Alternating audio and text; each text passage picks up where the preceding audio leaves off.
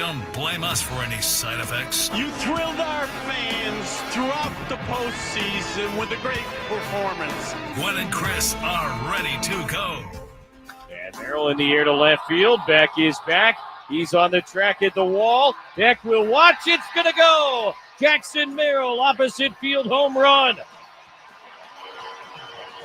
2-0. Padres in the fourth inning as Merrill Madness makes its return to San Diego. Yeah, Padres get right with the Colorado Rockies lending quite a bit of help last night. 2-0 the final at Petco Park. It's finally a Friday. We welcome you into Gwynn and Chris. Crisello and Tony Gwynn Jr. down at Petco Park. He's getting ready for game 2 of the series tonight. And Matt Scraby alongside here in the Odyssey Palace Studios. It is a Friar Friday, which means we will have our Friar Friday guest coming up in just a little while. And it is going to be Cy Young candidate Nick Pivetta joining us today. Don't have an exact time. Padres are doing some meetings and things, but as soon as Nick gets free from that, he will be joining the show today. Tony, of course, Padres put 2 runs on the board last night. That's kind of like overkill against the Rockies. Don't really need that many. I tell you what, it didn't feel like overkill as that game was going on. I know it was tight. It was, it took a bloop and a blast, but the Rockies couldn't even get a bloop. It's pretty hard to believe, frankly, that a major league team has come to Petco Park, played 4 games this year, and has not scored a single run. I did a little deeper dive on that. They have 13 hits in the 4 games. As a team here at Petco Park, the Rockies are batting 109, and their OPS, that is slugging plus on-base percentage, is 274 in the 4 games. I've never heard of an OPS like that. Padre pitchers have struck out 46 and walked 3. So they've had them completely shut down. They'll try to do it again tonight. J.P. Sears will start for the Friars. Tanner Gordon, who's actually a pretty good rookie, will pitch for Colorado. He's had his ups and downs like a lot of rookies do. But I don't think the Padres care, what the Rockies are bringing right now, Tony. Padres care about the Padres, and they needed to get right, and they did. They got the win. Yeah, keep it coming with the whole no scoring runs. You can't, if you don't score any runs, you can't win. Yeah. So taking that all day long. I just think at this point you're taking any wins in however they come. Yeah, you're taking it. And so obviously you like to see them score more than 2 runs against the Rockies, but at the end of the day they got the win. Cubs right now aren't helping in terms of the Padres closing there, but every win you get is a win closer to a clinching spot. So keep them coming. Yeah, Cubs are ahead 6-4 in the 8th inning against Tampa Bay today. It's the only afternoon game going. Some big games around baseball tonight, including the Giants and Dodgers. I've been watching the Giants and keeping an eye on how far they are behind the Padres. And while I was doing that, I didn't realize that the Giants and the Reds have come within 1.5 games of the Mets. Yeah. Oh, yeah. So the Giants are very much in this thing all of a sudden. And, again, we're not allowed to say nice things apparently here about Bob Melvin. So I don't want to overstep my bounds. Chris lives in this weird world. You say Bob Melvin, people have a negative thing around here, and I don't quite know why they do.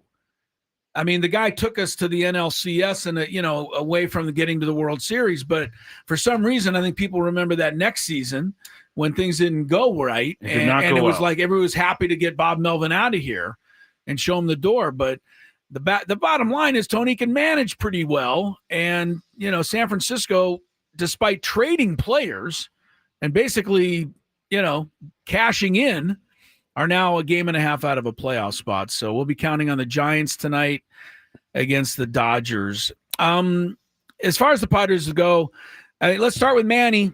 I mean, it's got to be on everybody's mind. He took the extra work yesterday. That is always a step in the right direction. Yep. But he's got to have something fall in here. 9 for 69. I think this is the worst slump of his career. Somebody pointed out yesterday, Tony, that over the last 81 games, which is a long time, Manny's OPS in that time is actually under 600. So I don't think we ever question his ability. I know he never loses his confidence in himself. That's part of what makes him great. Right. But everybody has to start, any human being has to start thinking, man, I'd really like to break out of this now. Of course. I'm sure he was thinking that however many, you said 81 games. He's probably been thinking that the whole time. Yeah. Or just waiting. I just think, unfortunately, this is baseball, and he's not the first one. He won't be the last one.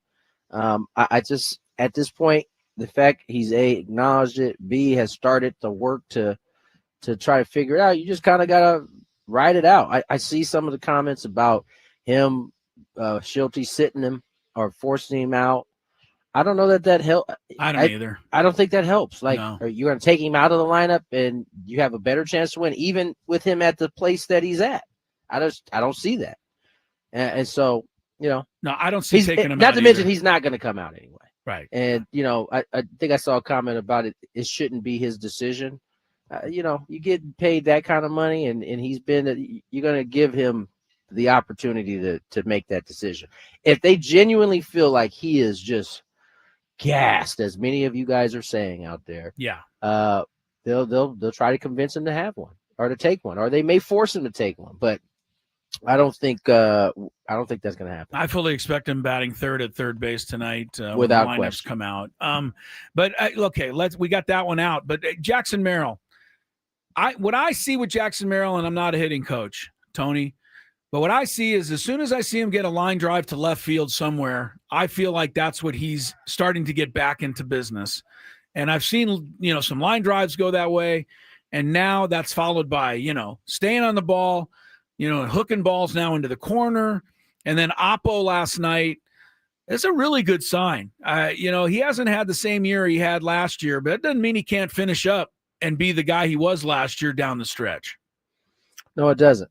He isn't. And I think that plays a part in like where the offense is, right? I don't think he's the only one, right? Manny was having a terrific year, but this has kind of brought it back to, the maybe right at the standard he was last year, maybe a little bit below, right? Yeah. Toddy is, when it's all said and done, is he going to be right where he was the last couple of years? It's starting to look like it, looking at the numbers. But Jackson hasn't been. And a lot of it is due to injury, I would think. He has battled. I wouldn't even call it a sophomore slump. I would say it's due to the fact that he hasn't been out there playing. You saw how he hasn't had a healthy season. He hasn't. No, you saw how out of rhythm he was the first 15 at bats back when he went over. Yeah. But you are starting to see signs. Teams are attacking him at the top of the zone, and he's getting to it. Now he's going to have to manage that because they're going to just keep expanding up because that's where they had success earlier in the season.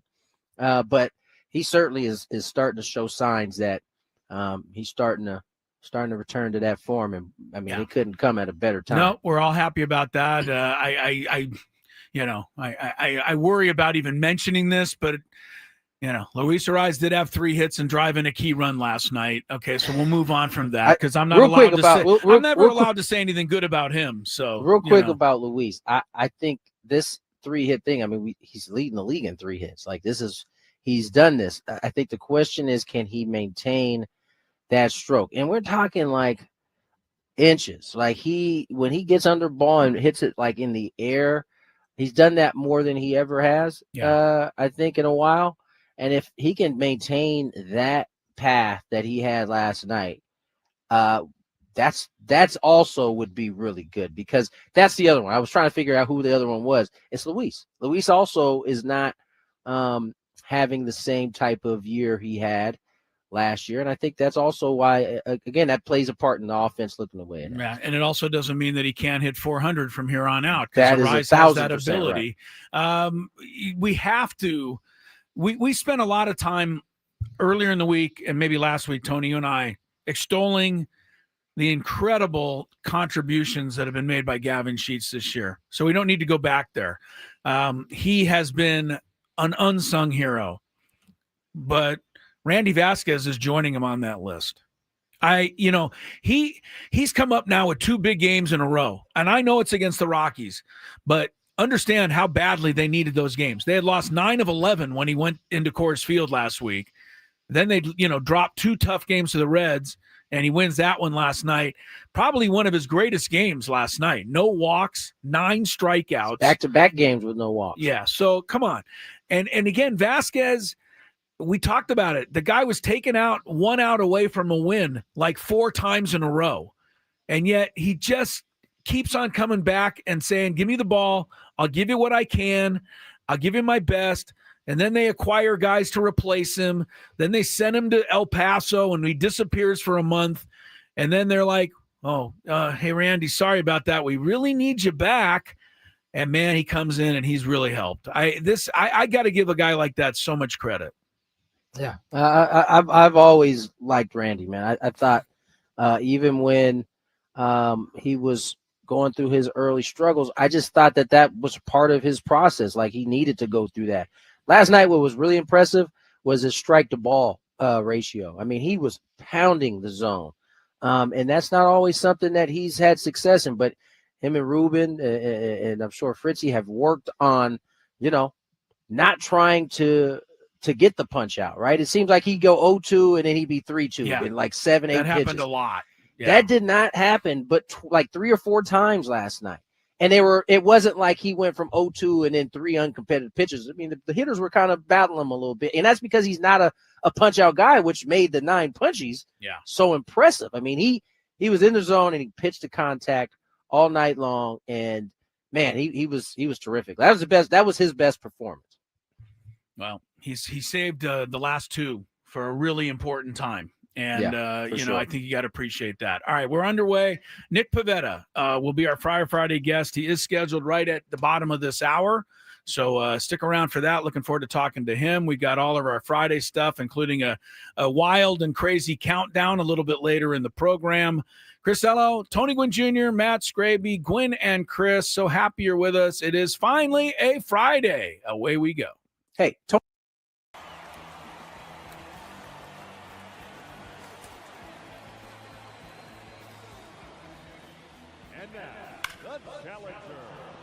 Representing the San Diego Padres, number 20, Kyle Higashioka.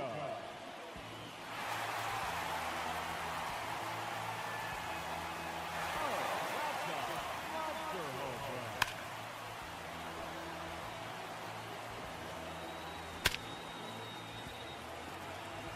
That's a home run. He's earned 30 seconds of bonus time.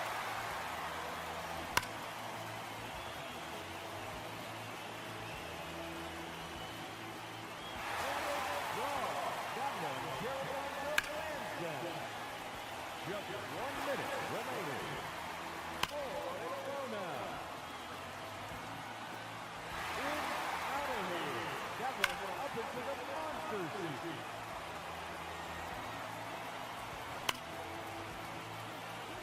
Another home run. And that ends the round. He ends the round with 7 home runs. And he has earned the trip to the semifinal matchup.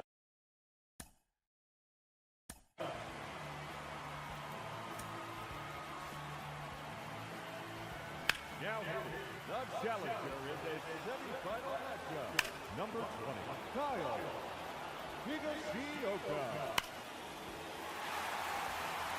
No doubt about that one. That one carried on to Lansdowne. That one is gone. He now has bonus time. Just 1 minute remaining. No question about that one. And tapped it up to put up in the championship matchup. And that ends the round. Finishes.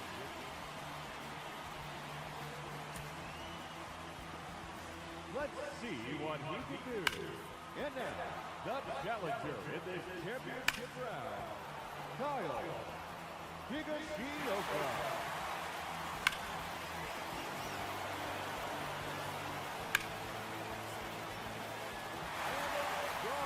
That one carried out to Lansdowne. That one is gone. And he's earned 30 seconds of bonus time. Another home run. Just 1 minute remaining. That's gone off the right pole. There's a home run.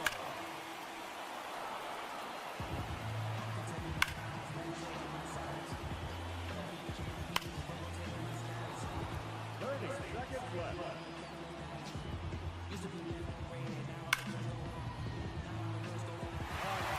Another home run. Into the scoreboard.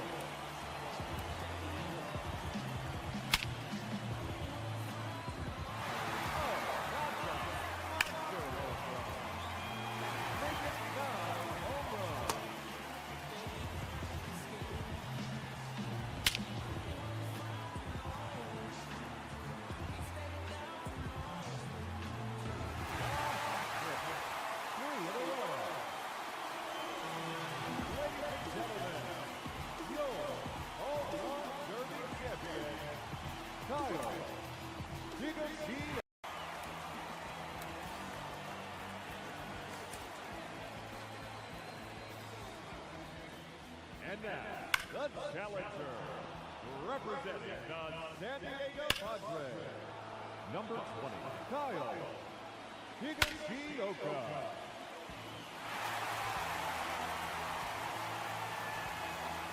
Oh, that's a monster home run.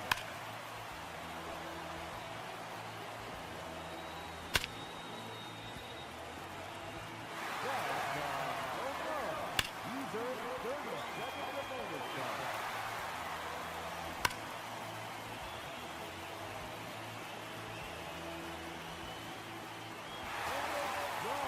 That one carried on to Lansdowne. Just 1 minute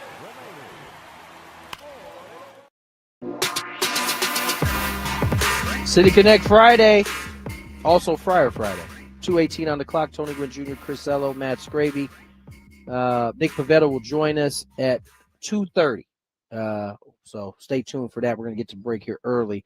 AJ Preller, the Padre GM, president of baseball operations, joined our good friends Ben and Woods this morning, and they peppered him with some questions. We're only going to get to one of them here because, as I said, Nick Pavetta's coming up at 2:30. We want to make sure we get to break in time.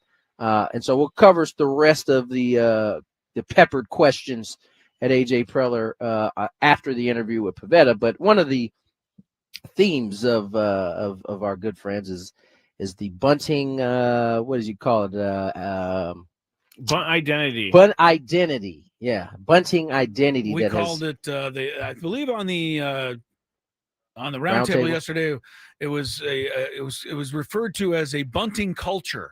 Bunting culture. There. Bunt Yes, culture. That's what culture of the Padres. Bunt culture. Yeah. They asked maybe not bunt culture question, but they framed it in a way of small ball team identity. Here's what AJ Preller had to say.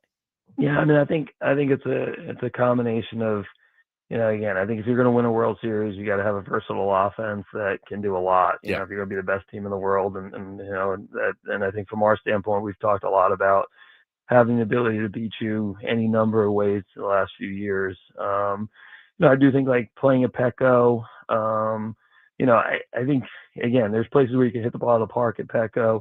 What Petco doesn't do is it doesn't reward kind of a long fly ball, not well hit to the big part of the field. There's some other ballparks that we go around the league and, right center, left center, dead center, you don't quite have to square it up, especially at nighttime like you do at Petco. And I think that plays to like what championship offense looks like, which is, the ability to put pressure on the other team, beat you a lot of different ways. I think for us at times this year, it's been the fact that, if we're struggling to score some runs, you want to try to find a way to get your offense going. I think statistically, we talk about it internally. when we run and hit, when we start runners, when we, get bunts down, when we steal bases, we've won a lot of games in the games that we've done those things together. And I think, Tatis has always said, hey, small ball leading to big ball.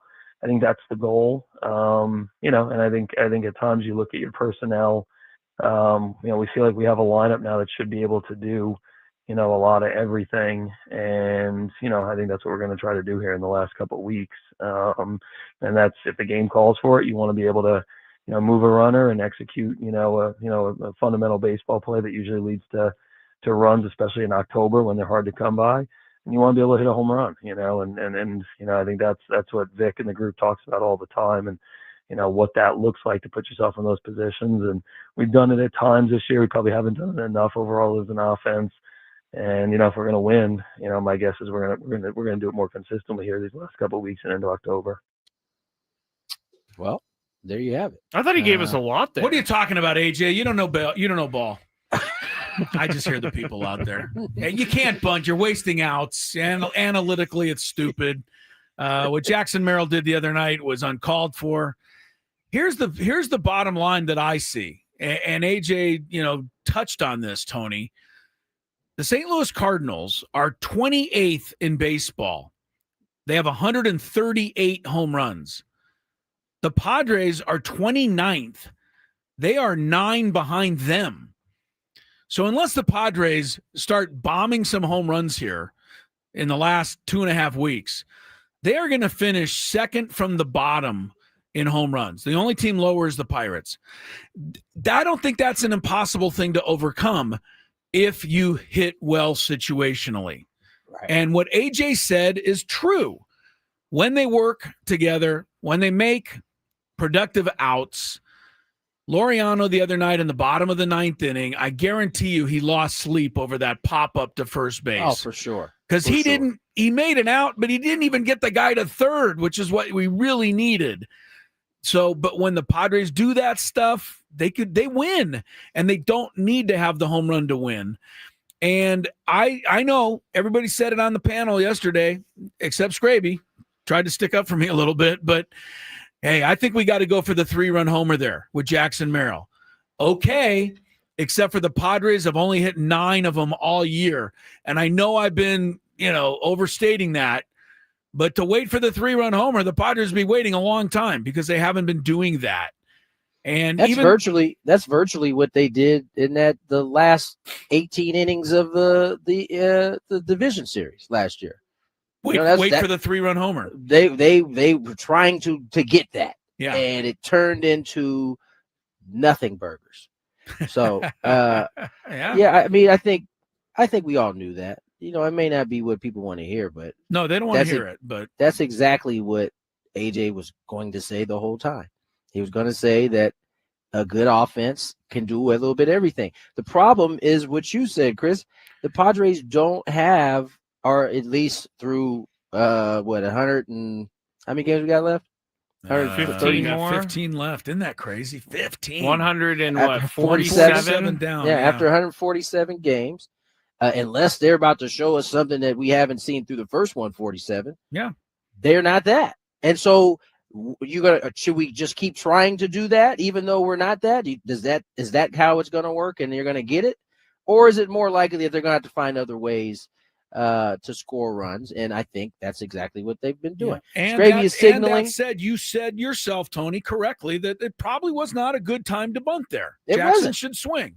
100%. But we can see why the Padres have had bunting as part of their arsenal this year. Right, and that doesn't mean if he's swinging away that he's now swinging for the homer at that point. He's just doing what Jackson's been doing the whole time. Yeah. So let's get to break, though, because Scraby is on my head about it. Nick Pivetta will join us shortly on the other side. I just want to make sure we're ready for him. He's giving me the break signal like 5 minutes ago. So I look at Chris and he didn't see it, and I'm like, oh my God, he's going to go talk about something for 40 Hang on minutes. a second. I had to ask you something. Yeah, can we go to break? Yes. Let's go to break. More Gwynn Chris on the other side. Why is Macy's...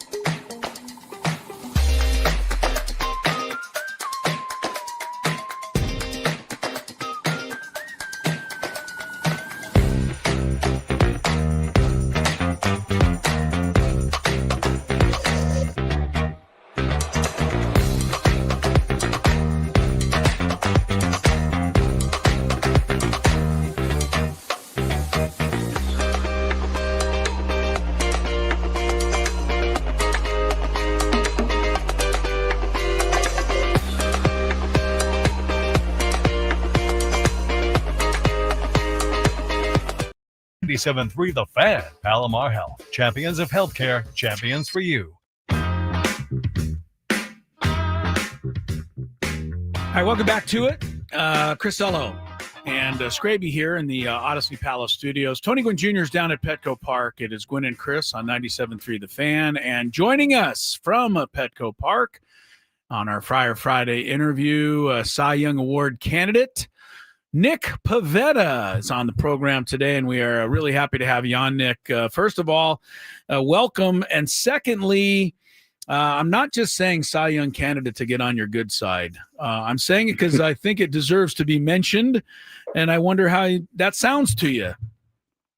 Yeah, no, obviously, it's a great honor to be put in those terms, but I think my focus is just like winning for the team and winning for the organization. And I think when you kind of have those linear focuses and you're kind of just going about your business and it's team oriented, I think good things happen to everybody. I was able to put the right work in the off season and coming into here San Diego Padres, and things have turned out pretty good so far. Nick, let's talk about the off season and how free agency went for you. You ended up signing with the Padres really, really late, and I'm sure that's not ideal. But nonetheless, you've come out, and I mean, just go. What went into that free agency for you as it got towards the end there, and you were finally able to sign with a team? Yeah, I mean, it was definitely an interesting process for me. I mean, I had the qualifying offer attached to me, so I think there's a lot of unknowns going into that process. But I just stayed patient, stayed focused. I worked out at Cressy's Performance Center in Jupiter, Florida, so I'm around baseball players all the time, and I think just working out with other guys and continue to work on baseball and focus on that, knowing that I'm gonna land somewhere. And gratefully and awesomely, I landed with such a great organization, great group of guys at San Diego Padres. And I think I just stayed patient, just tried to stay sane-minded, and knew that something would come my way. And luckily I landed in a great place. Led by AJ with Schilt and then Ruben, and then the plethora of guys here that lead this team to so many wins. And then also it's great to be part of a winning organization as well. It's a great gift as well. So the success that they had, it's just I was very, very grateful for the opportunity. Nick Pivetta is with us. He came right on the scene for the Padres here. I mean, he introduced himself to us with 7 innings, a 1-hit ball in his first outing, and haven't really looked back since. I think it's too simple to ask you if you felt like you had something to prove this year as a free agent, but I wonder if, having to wait to be able to sign gave you just a little extra, to say, hey, look, everybody could have had me and nobody did until the Padres came around, or if you just let all that go.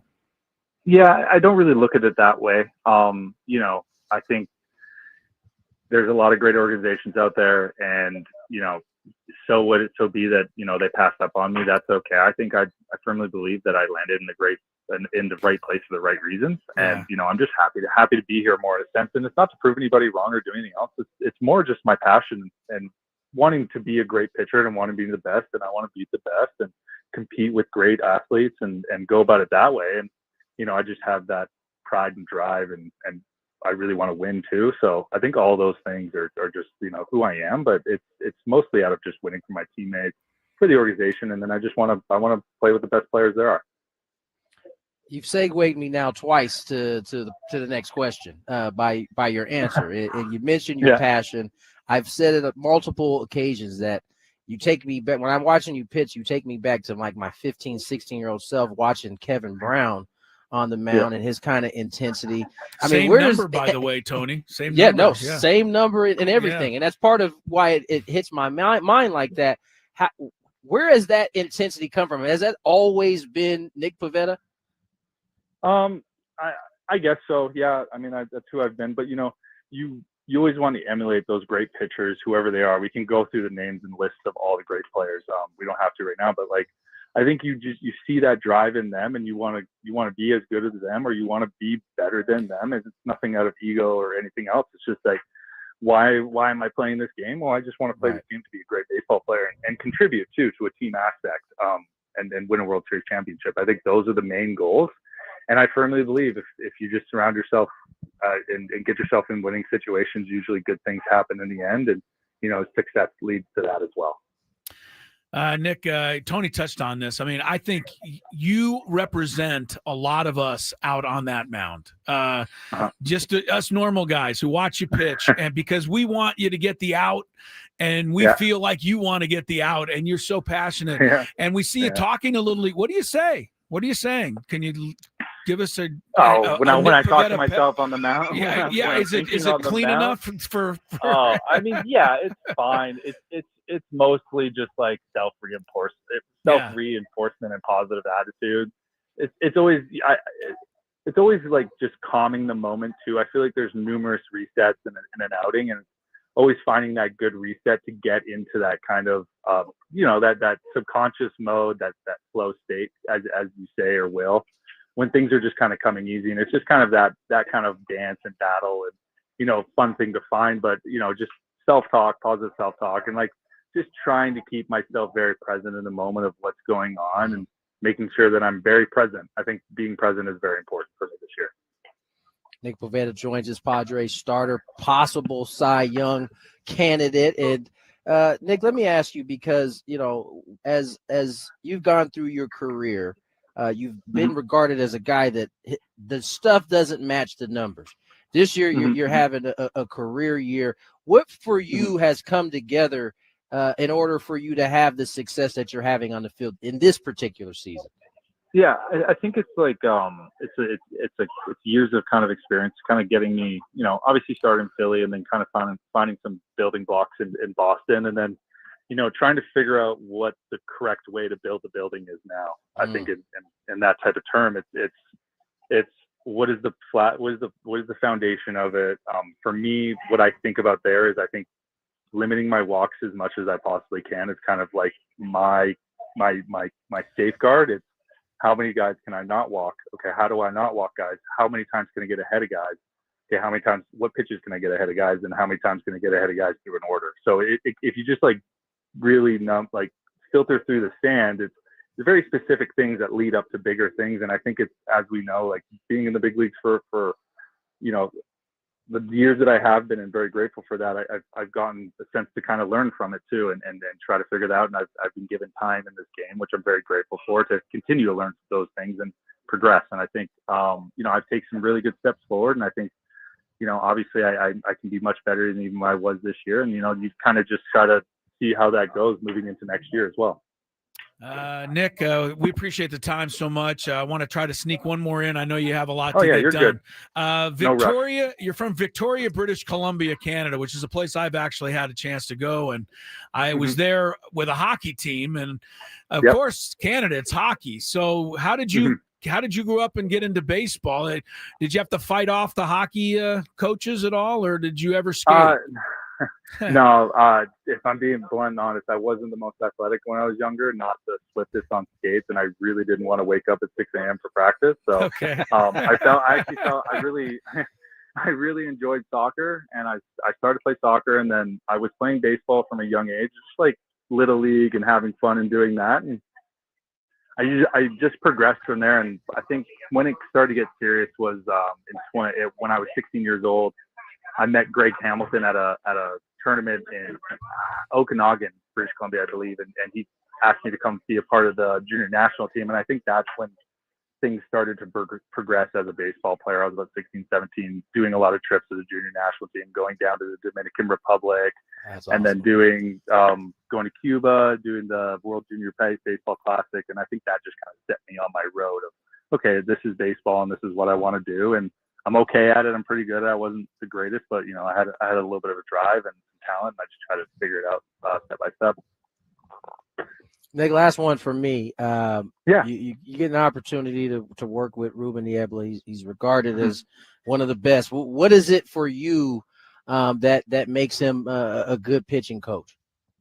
I mean, that's a really good question. I don't think there's really one thing. I think there's a number of things, but I think it's the way that he communicates to the players, the freeness that we have as players to kind of be ourselves and be creative and have fun. But then when we get into game time, it's what pitches can we throw? How are we going to execute our pitches? What homework are we going to do? So he keeps you in line, but then also when you get into a bullpen setting, it's very creative. It's very fun. And, there's just that willingness to kind of tinker with certain things, and then also the knowledge to just kind of keep things where they need to be at times as well. So I think it's just his communication overall is really good, but his just baseball knowledge, the amount that he cares about the individuals, the amount that he's learned from all of his past experiences and the way he's been able to communicate that to players is very, very sound. Nick, you're having such a great interview here. I got to ask about the nose. You're fine. I'm not in a rush all right, at all. Good. Well, I know that we kind of talk. The Padre, folks have tried to keep us at a certain time, and we try to, go along with that. Yeah, you're good. But don't worry about that. The nose to toes curveball. I love this. We love watching it. I'm sure you enjoy throwing it. I know they don't like trying to hit it. Where do you give? Where do you go with some credit for that? Was it an early coach? Just something you're able to get the spin rate, or what? Yeah. So when I first made the big leagues, my pitching coach Bob McClure was there, and Aaron Nola had the same grip, and Aaron Nola just threw his curveball, and he said, "Why don't you throw this?" And I said, "Okay." So I just started to throw it. It worked with my arm angle. It wasn't really good earlier on, but then as I continued to throw it into 2018, it kind of progressed more and more. And I think through 2019 and 2020 kind of tilted as I did. But as I continued to move and figure out, as the Rapsodos came along and kind of figure out the numbers of it, how it works, why it works, the information behind tunneling and all of that, it kind of gives you more of a creative and like a third person view at it. So then I was able to kind of mess with it, do certain things with it, but then perfect it. And then after that, it's all about throwing strikes with it. So I have really good command with it, probably the best I've had in my career this year. So that's why it's kind of been a staple a little bit more for me now. And then obviously with the sweeper, it's taken a lot of, it's also helped that pitch get better as well. Nick, really enjoyed it. Thank you so much for the time. Yeah, no problem. Appreciate I appreciate you guys having me on. All right, Pleasure. sir. Always Best of luck the rest of the way. Can't wait to see you back on the hill. Yeah, I'll see you guys soon. Okay, take care. Very good. Nick Pivetta right there. Fantastic. Yeah, really fun. I had a bunch more questions, and if he kept saying it's okay, I probably would have kept asking them. But I was like, let's just keep him on for a half hour. I was going to say we might be up at game time if because I really had some fun stuff, and that's a surprise. I didn't really. I knew he was Canadian. I didn't know Victoria, British Columbia, because I have been there. That's you have to ride a. That's where my mother-in-law lives. Really. Yeah, on the island right now? Yeah. Okay, so you got to ride the ferry to get over to Victoria. Like, it's not even part of the mainland, and it's kind of just away from everything. And I would just think baseball would be an interesting thing to pick up growing up on Victoria, British Columbia Island. It just surprised me because they make you play hockey in Canada. Hey, listen, the saying always says, if you can play, they will find you. Right. Yeah. And I like what he said. He goes, he didn't say this, but he goes, I'm a little dorky on skates. So he's tall. Yeah, he's 6'5". So the skates thing didn't work for him, and he found something else. I think he made the right choice. I think so. He's a Valentine's Day baby, by the way.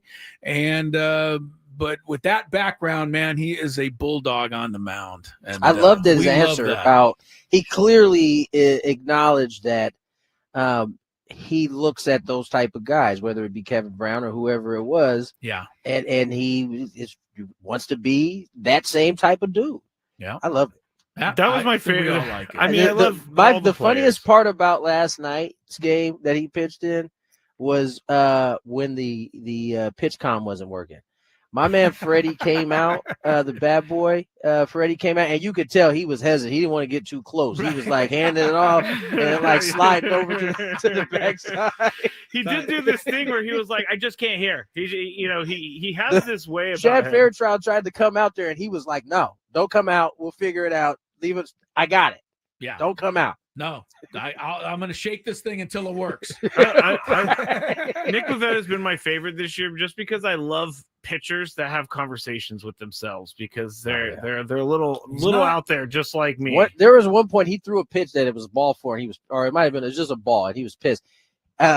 Freddie Fermin went to throw him the ball, and he just had his back. He walked all the way, like halfway between the mound and second, with his back turned, and was like he was clearly having a conversation with himself. And then he turned it around, and then Freddie was finally able to throw the ball. Freddie sat there for it felt like 30 seconds waiting to throw his baseball. Didn't Nick Pivetta? I mean, along with the good pitching and getting off to a start and winning all these games, to me, his first real arrival on the scene was in that Giants game early in the year when they were stealing the signs, and he looked back at the guy. And then got the guy struck out. I think it was Yastrzemski, struck him out, and then basically followed Bailey back to the dugout and just said, I don't know what he said, but it's probably something along the line. You guys do whatever you want back there. I got you. And he was so geeked up, but I thought that's the kind of guy I want representing my club. You're not going to get away with that stuff with me. And I so that's the kind of guy we want. And he's been great this year. Pivetta, I didn't get into I had all that stuff lined up here. I hope I'm starting to hate Paul Skeens again. And, it's not Paul Skeens' fault. We've heard nothing but good things about what a good guy Paul Skeens is. But, it was his brilliance. He could be standing in the way of another Cy Young. Yes, he took away Jackson Merrill's rookie thing last year. And it's hard to argue against him this year, but, Pivetta certainly deserves to be in that conversation. And for sure, it looks like Skeens is probably going to win, and that's, the way it's going to go. And hopefully Pivetta ends up with something better than at least this year. Paul Skeens deserves the award. Last year, Jackson Merrill deserved the award. So yeah, well, that's what So apparently nobody else agreed with you because Paul Skeens won the award. Yes, he did, Chris. Yes, he did. I'm sorry to say. But I was watching some highlights of him the other day, and I was like, man, these guys can't even touch what he's throwing at them. That curveball is big, Tony. Who was the biggest breaking? Did you face Blyleven at all or Kershaw? No, Who would it be? The biggest breaking ball from when I was playing, I was telling Jesse this maybe a couple months ago. Jason Isringhouse. Oh, Isringhausen. Isringhausen. I thought he was a flamethrower. Well, he started off as a flamethrower. Then he went to the bullpen, and he had a hammer, like just yak. Yak. The double yak. Like yak here, yak there. Yeah. Pivetta's is good, though, right? I mean, you'd have to rank it up there. Pivetta, that's what it reminds me of Jason's, honestly. Like, it's that big. It doesn't have, like, as a hitter, you're looking for that hump. If a pitcher throws you a curveball and that ball like pops out of his hand, you see it immediately.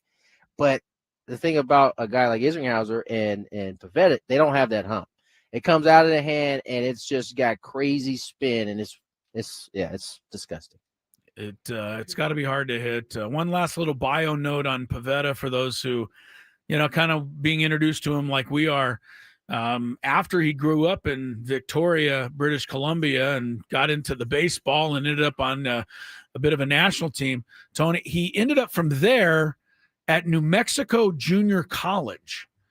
That just seems like a weird, next spot. You go where you got to go, Chris. I guess, but who even knows there is a New Mexico Junior College in British Columbia? Listen, I know when I was at State, we had a pitcher from Canada, and I know that those JUCOs in Arizona and New Mexico, and those are all like, that's where some of those guys start, and before they end up at a big D1 somewhere or a D1, not necessarily big. Well, I think he got picked straight from New Mexico Junior College. Did Nick Pivetta, and we had Mason Miller on.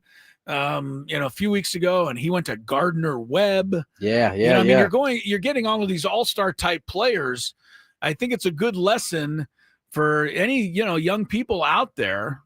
Sure, it'd be great to be recruited by, San Diego State or, UCLA or LSU or, one of those things and take that path.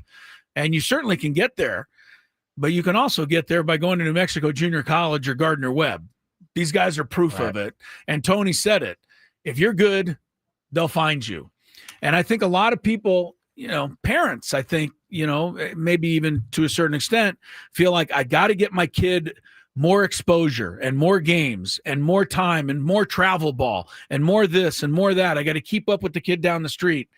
And even though I think, we appreciate what you're trying to do, don't ever lose sight of the fact that if your kid can play, they'll find you. They will just find you. You don't have to worry about getting extra attention. They'll locate you. When I was in high school, I tried to convince my parents to let me transfer from Poway. Oh, for better basketball exposure. Okay. And my dad was like, "Nah, man, if you're good enough, they'll find you." Now, I wasn't good enough, which is why they didn't find me. Yeah, but I see what you're saying. No, but right. it's kind of the same deal. It's no different. Like going to San Diego State at that time, San Diego State wasn't putting out a ton of draft prospects. But if you're good enough, you go out, you take care of business, you can make it happen. Yeah, they'll find you. That's a good lesson for everybody to keep in mind. Let's just switch up here for a second before you go, Tony. You sent out something, and then speaking of Poway, do we have time for it or no? Are we talking about Greg Olson? Yeah.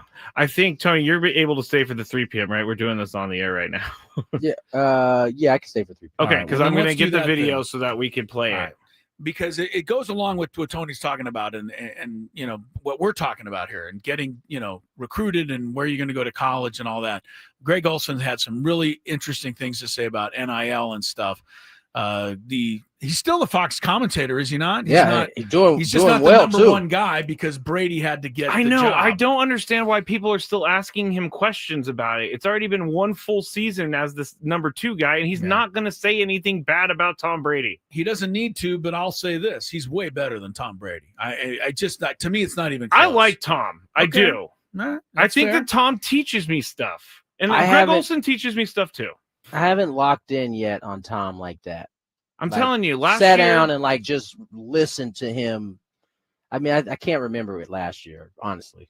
The few times I did.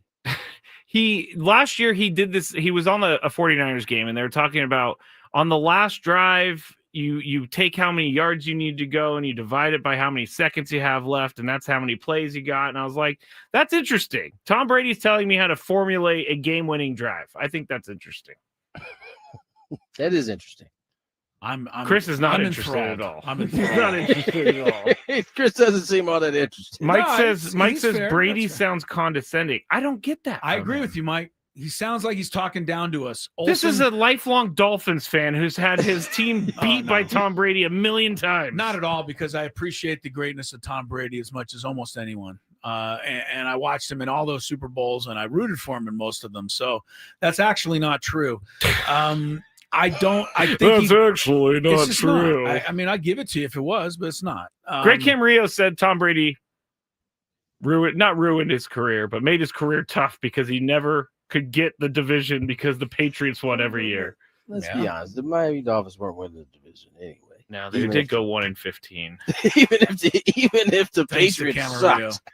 Camarillo, we love you though, man. We'll always love you. You always have a place in Dolphin lore. I think it's also, I always tell Greg that it's awesome that he beat Ed Reed to win that game. Like, that's awesome. And then he'll always say, well, I did have fresh legs and it was overtime. So doesn't matter. He did it, and I jumped up and down as a result because they were 0-11 at the time, or maybe even 0-13. They were getting real close to the winless season that year.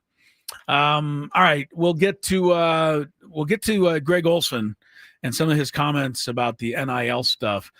Gives us a second to touch on the football last night, Tony. Green Bay looks like the real deal to me. It's only 2 games, but they dominated the Lions, a really good team, and they dominated the Commanders, a really good team. Both games, the Packers shut these 2 teams down until it was garbage time. That's just, to me, not easy to do. And I think Green Bay looks really the part, even though it's too early to crown them. I'm telling you, Jerry has really stepped in it this time. This is only going to get worse. Oh, Jerry Jones, yeah. Yeah, the ultimate can only be that they face off against one another in the playoffs.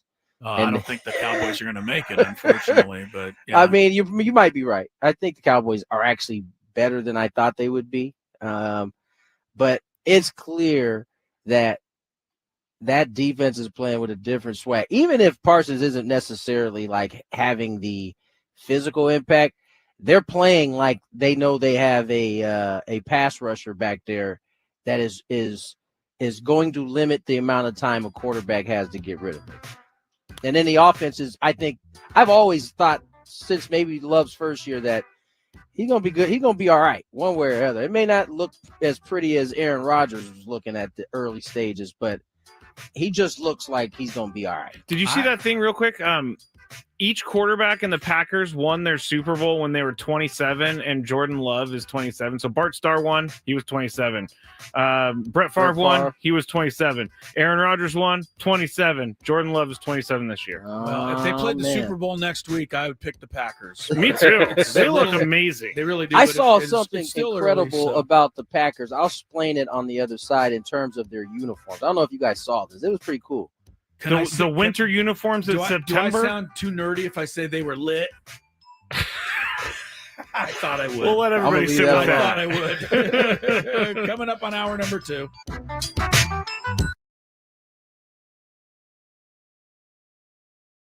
Let me ask you, because you obviously knew, talked about earlier, coming in 100 short. Did that help you like lock in early in the season? Typically, you're a little bit of a slower start, but from the get-go, you've been the same guy all season long. Yeah. Maybe. I think I kind of started when the season started. I didn't even have that number in it, and then I kind of got hot, started hitting 2, 3 hits, 2, 3 hits, 2, 3 hits, 4 hits here and there. Got really hot at one point, and that number started creeping up, and I was like, man, you look up and you're May, and you're like, man, you're only like 20, 30 away. Like this is a possibility you can get even before your birthday. So that kind of got pretty cool. And I was trying to reach it before my birthday. Obviously it didn't happen. But yeah, I mean, that number was I think as the season got on, I think it got a little bit more realistic. Yeah. As you know, we've been rolling along in this season, and you've reached these milestones. and we turn to the rest of the season, as you guys turn to the second half, what are some of the things you think the ball club has got to improve on in order to get where you guys are trying to go? Everything. Yeah. Everything. I think you can't just be like we're good at one thing, we're not in the other. No, I think we got to improve. There's room for improvement in all aspects of our game. Our best bullpen is our best bullpen right now. It's our best bullet. I think there's room for improvement there as well. Obviously, our offense hasn't really been performing as the last 2 months as we started off, but we've had a pretty good record here in the second half as of late. So, and we know we've been underperforming a little bit as a group, as a team. Yeah. But I know we got a lot left in the tank. There's always, I always talk about the roller coaster, and this is a roller coaster, and it always is. We got that bad part out of the way early, which is a good thing, and hopefully the second half, we're better. But yeah, there's a lot of improvement for a lot of things as a ball club. If we want to ultimately, reach our goal, which is winning a championship, we got to be great at all aspects of our game. Talking to Manny Machado here on Friday 97.3 The Fan, and you're facing some good pitching with the Phillies this weekend. Now, I always ask Tony these questions, so now I get to ask another professional baseball player. But how do you prepare going into a series knowing that you're going to be facing three guys that are really good? Yeah, 3 Cy Young guys. Yeah. Really good ball club over there. But Schulte talks about this all the time. We want to win a championship. We just talked about. These are the guys you're going to be facing. Yeah. These are the guys you got to beat. So, how we prepare for them, I think it's a good thing about it. We faced them, maybe a week ago or so. So we kind of, it's kind of fresh in our memory, the bullpen, their guys, how they kind of attacked us. But, just video, man. You kind of have some history with some of these guys. I gotta go do some more research on Wheeler for tomorrow because I can't figure him out. Everybody got research on him. It ain't just you, dog. That's a great point. And you brought up earlier about how velocity's changed and pitchers have gotten better. Yet you've had the same swing from the very moment you got to the league. Why has it that your particular swing has played through the changes and everything that's happened? You've been able to kind of stay the same. Why is that? I mean, I think I kind of see. I have 3 swings. I mean, I learned this from a young age, and it was always having multiple different swings, right? Different occasions. Lefties that stand on the opposite side, sinker ballers. Yeah. Obviously now it's a lot of induce and sweepers. So I kind of learned that in 2020 when I kind of I had a lot of wag on my swing on my bat. So I was kind of being consistent with bat to barrel. And then, when I got here, they kind of told me like, hey, like let's kind of change that. Let's kind of like slow it down. You can stay with your timing. That's more of a timing thing for me, but let's improve it, and I think that improved my, contact, being more consistent with barrels, it helped me lay off a lot more pitches. My walks went up a little bit more. But just kind of having different swings, I think, people who kind of just stuck like, all right, this is what I work. I mean, it's 600 at bats, right? It's offers, it's different guys, different angles. Now it's sweep, this, that. There's so many different things. So I think you can't just have one. Swing, yeah. I kind of vary with my stance. I vary with my hands, move them up and down. Just kind of what your body's feeling. You might have slept on the bed the wrong way. We were on a plane for 6 hours, or for that one day we're on a plane for 12 hours. So your body's not gonna feel the same the next day. So how are you gonna make that adjustment? So I think I've been lucky that I have different, and I know how to adapt to those 3 or 4 different styles of my swing. That it's helped me be a little bit more consistent. No doubt. Well, Manny, you've been fabulous to watch, man, all season long. We certainly are behind you guys as you guys get ready for second half. Welcome back to the 3 o'clock hour. Tony Gwynn Jr., Chris Ello, Matt Scraby. Just got done talking to Mr. Pivetta. Fun interview. He might be the world's most interesting man as well. Sounded good, man. We got a few of those guys. Real quick, Scraby brought this to my attention, so I'll address it. For all you investigators out there, Mudcat is just off for the week. This has been planned since January. Nothing nefarious is going on. I will be back on radio Monday for the rest of the go. So, bada bing, I've filled my TV duties for the year after Sunday. You've done a good TV job, by the way, my Thank friend. you, sir. And I know it's an adjustment because you I'll do tell you radio what. all year and you got to explain things totally different on television. Or not explain things. Or right, yeah, Because it's the there TV in is front of you. The yeah. TV is there. I have found myself like dog tired after these games. It's just like it's more mentally taxing on the TV side. Really? There's a production. You got to do your spiel before get a pregame, and then during the game you're trying not to. question. At least me, trying not to step on to Don. I got to let Don do his thing. No, TV is way more. It's way more mentally taxing. Yeah, you're on camera the whole lot. Radio, it's all you, man. You're theater of the mind. You're the whole show. See, I would think it was different. There's so many other things. Just because you have to explain everything in radio, so you're trying to get more in.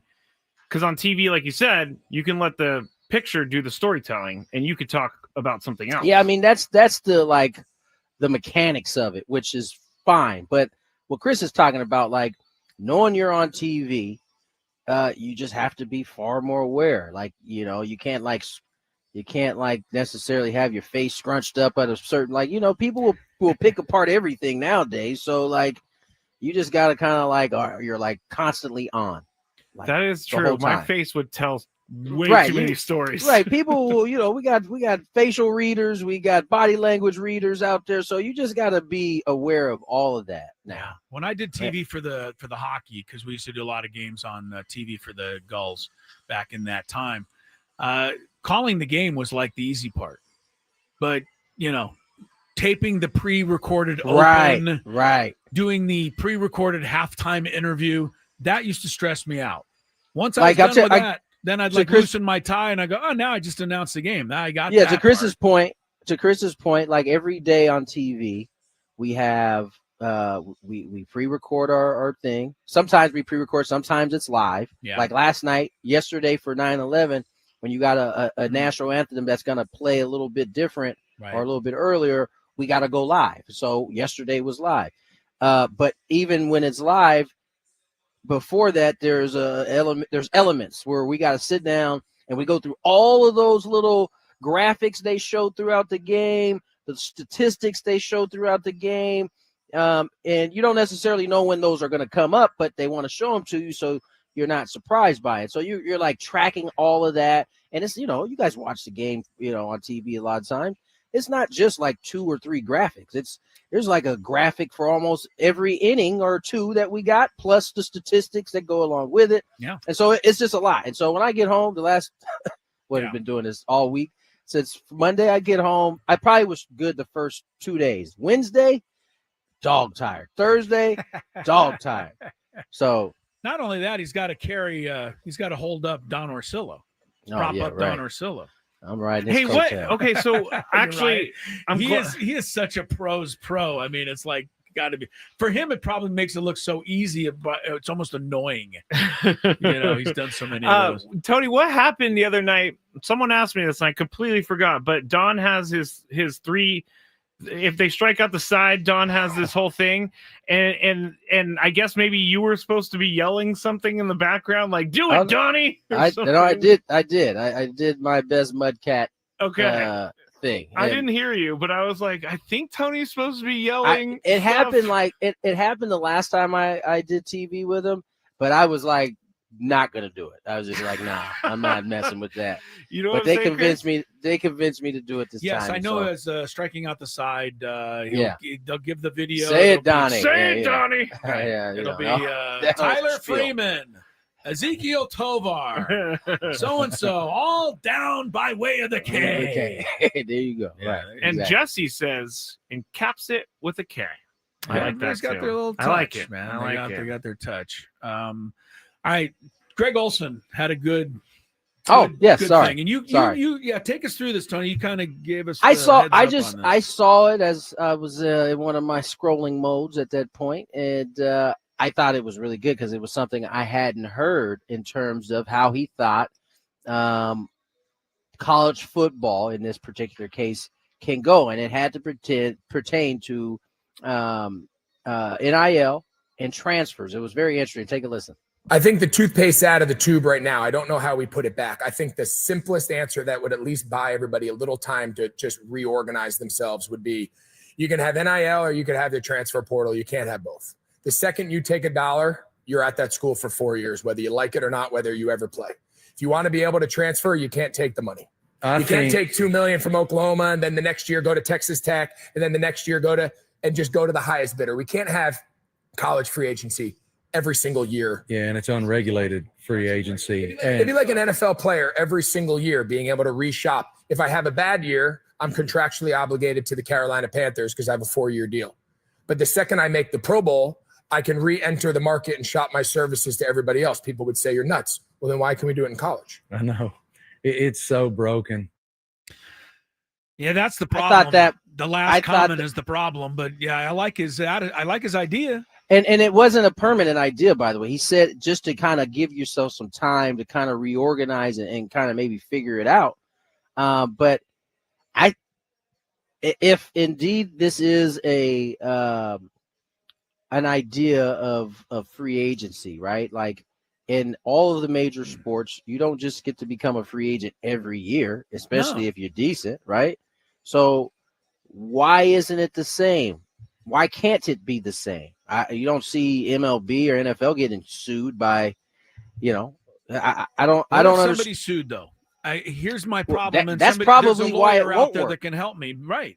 There's a lawyer somewhere, a judge, who's going to tell me that, you have the right as a collegian, I guess, or whatever it is, to shop collegian? What's the matter with that word?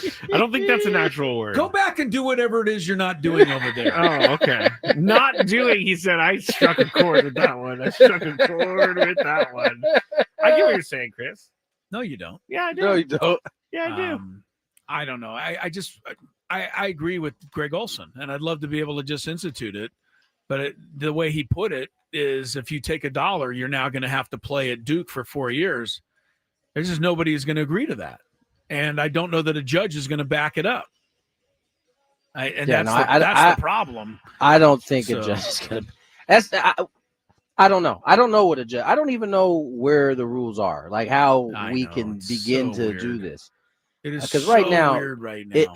There is no argument other than that it's broken right now. Yes. There's just no other way to say it. Totally broken. But do you think the kids feel it's broken, or do you think it's fantastic for them? No, I think the ones that are getting paid, they don't. They're like, nah, man, we're good. I want to go from Tennessee to UCLA to wherever. One of the things is though, we hear about the kids that are making the money, and they're all a handful, but that's it, right? There's a lot of kids that aren't really getting a whole lot. The majority. Of these rules. We're talking like the 1%ers, basically, out of all the colleges. Exactly. College students, I should say. Yeah. I don't know, though. It's going on at all levels of all sports. I mean, I see it in the women's basketball, right? I mean, the Aztecs lost, I think, 4 players to the portal this year. Right. And they got 4 or 5. Oh, okay. Yeah, so, but the thing is, it's a whole new team every year. And I think that's the way it is now with coaching is going to be highlighted tough. Yeah. Coaching is going to be highlighted so much in this world right now. Like if you are constantly bringing in 5 new people and then also being good, people are going to start to notice that, because that's not an easy deal to have like new personalities enter the fold and at the wave that they are entering, and still be able to kind of keep the norms going. I think San Diego State has an advantage over most. Yes. Because San Diego is such a fun destination to go play. And they've established a culture. It's starting to feel like a little bit. Well, the men certainly have. And I think the men, I think they got a whole lot better in the transfer world from where they were last year. And I think the women did too. The women got 4 players from 4 different Mountain West Conference schools. So they're familiar with them too. They're familiar with them. They basically went and took 4 of the best players in the league that were going to try to keep them from winning, and brought them on our team. So Yeah, Stacey Terry Hudson's doing a good job with it, but it doesn't mean it's not challenging as all hell. Yeah, no doubt. So, she said as much when she came on last time. Right. Yeah. Neil has a All right. question. Is everybody on the Aztec men's basketball roster getting paid? That's actually a really good question. I would probably I'd say no. Yeah. No, I would say yes. You say all 15? Well, you mean like what was some scholarship money or something? No, or no, just, No, he's talking about NIL. Yeah. I don't think everybody on the team I don't does. think everybody is getting NIL. Like the starters are probably. I would say so. Magoon Guath is definitely. You getting some chips? Is that what you're saying, Scrapes? I mean, he came With back dip? to say that. Yeah, he had the world was his oyster. Is that how they say it? It was, but he also, I mean, he could have gone and I would assume got more NIL money elsewhere. He could have got a boatload somewhere, I'm sure. Yeah, he gets a lot of credit to me for sticking with the people who believed in him, because we're not seeing a lot of that around college sports. So good for you, Magoon. All right, let's step away. Once again, I have to really step away. I'll be back a little bit later for a Big Five and a countdown that you shall enjoy, I'm sure. Where are you guys going next? Gaily Gambit stuff. Yep, you know, the Gambit. Gambit. Yep. Daily Gambit. Up next, more Gwynn Chris. Hey, football fans, tune in this week to kick off with Boomer and Valenti. It has to do with average temperatures in the year 2024. And this is the average temperature, high, maximum per day, minimum per day. It is going to be your job today to find the 25 states whose average temperature is under 55 degrees. California's at 60. You're looking for anything under 55. I'm not going to let you go first. I'm going to give Tony first. Let's start with Montana. That is correct. Montana. Montana is the fourth coldest state in the U.S., 44.5 degrees average temperature. All right, Scrappy, that leaves a really obvious one for you. I gave Tony first, but he didn't take it. So you can. I don't know that these are that obvious to any of us. All right, Chris. Well, I think one is obvious. Alaska, I think. Thought Alaska was pretty obvious. 27.8 degrees average temperature in Alaska. 16 degrees colder than any other state. Tony's up. Washington, the state. State of Washington is on the list at 48.4. So Tony takes a 2-1 lead. Scraby, give me a cold state. Maine. Tony, you're up 2-2. How about Idaho? Idaho's pretty cold. Cold enough at 45.5, seventh coldest in the U.S. Well, it's my favorite state to say. Minnesota. Yeah, that was kind of obvious. Same as Idaho. Minnesota, 45.5, Tony. How about North Dakota? North Dakota, there North you Dakota. go. You found it, number 2, 43.7 there. I'll take the lesser known Dakota. The South Dakota. I think it's the more known Dakota. Yeah, I would think it's more. Tony, you are up in a 4-4 tie with no strikes yet. How about Oregon? Oregon, believe it or not, Oregon's cold enough to make the list. Tony's 5, Scraby's 4. Never been here, but I knew someone from here and said it's very cold. New Hampshire. New Hampshire's cold. Tony. How about Vermont? Vermont's cold, and it's right next to New Hampshire, so that was good. 46.3. Tony goes up 6-5. How about Wisconsin? Wisconsin. I'm pretty sure that's going to be in there. Just below. Tony, you're up. We're going to move to Wisconsin's neighbor. How about a little Illinois? Oh. How about a little Illinois? Little Illinois didn't make it. You can get your first lead of the day here. A state that I've been to, a state that has beautiful scenery, Wyoming. That's number 3. Wyoming, 44.3. I can definitely second that. Laramie is like the notion, having been there every year to Laramie. It's cold. Now, Tony. Iowa. Iowa. That's a great one. Is it? Has to be on there. 51.5. Iowa just snuck in there. I'm going to bank on the part of the state that's not attached to the paw is cold. Michigan. Michigan is a winner. Very good. The Upper Peninsula you're referring to. The pod. How about Utah? Utah, Salt Lake City and company. Yep, Park it's City. cold there. 51.2. That is correct. Tony hits it. 8-8. The only difference is Tony's got a strike. Nueva York. Nueva York. New York for Chris. It does get cold there in New York. 49 degrees average temperature in New York is Tony. Connecticut. Connecticut. What about Ohio? You ready to come up with an answer, Scraby? Ohio. Too hot. I Too know. hot. I was thinking that because it's next to Illinois, but I live Too there hot. and it snowed. Is that what you want, Ohio? Yeah. 54.9. Oh, It's the last one on there. Scraby goes up 10-9. how about a little Pennsylvania? Pennsylvania, Yeah. frigid old Pennsylvania. Frigid old Pennsylvania. Home of Philadelphia, Pittsburgh, Harrisburg. And cold enough at 52.1 to make the list. Pennsylvania, baby. 10-10. Massachusetts? It has not been said. Doesn't mean it's correct, but it is 51.2. Scraby hits a bell. Massachusetts, 11-10. Tony, you're up. Oh, man, this is hard. There are 4 left. Cold. How about Indiana? Oh. Indiana. No, Tony. That's a strike. 55.2. Indiana just over by 0.2. Some of the cold spots in the country are in the plains. Nebraska. Yeah. Lincoln. That's all I got on Nebraska. Scraby's doing okay. That's correct. Wow! 52 degrees. Colorado. Scraby for the win. One of the most forgotten places in the United States Is Rhode Island. Rhode Island. And it is correct. Yes!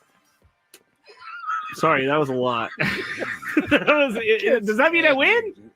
Game is over. Yes, Game you've is won. over! That was a stupid game. I didn't think you'd like it since it didn't win it.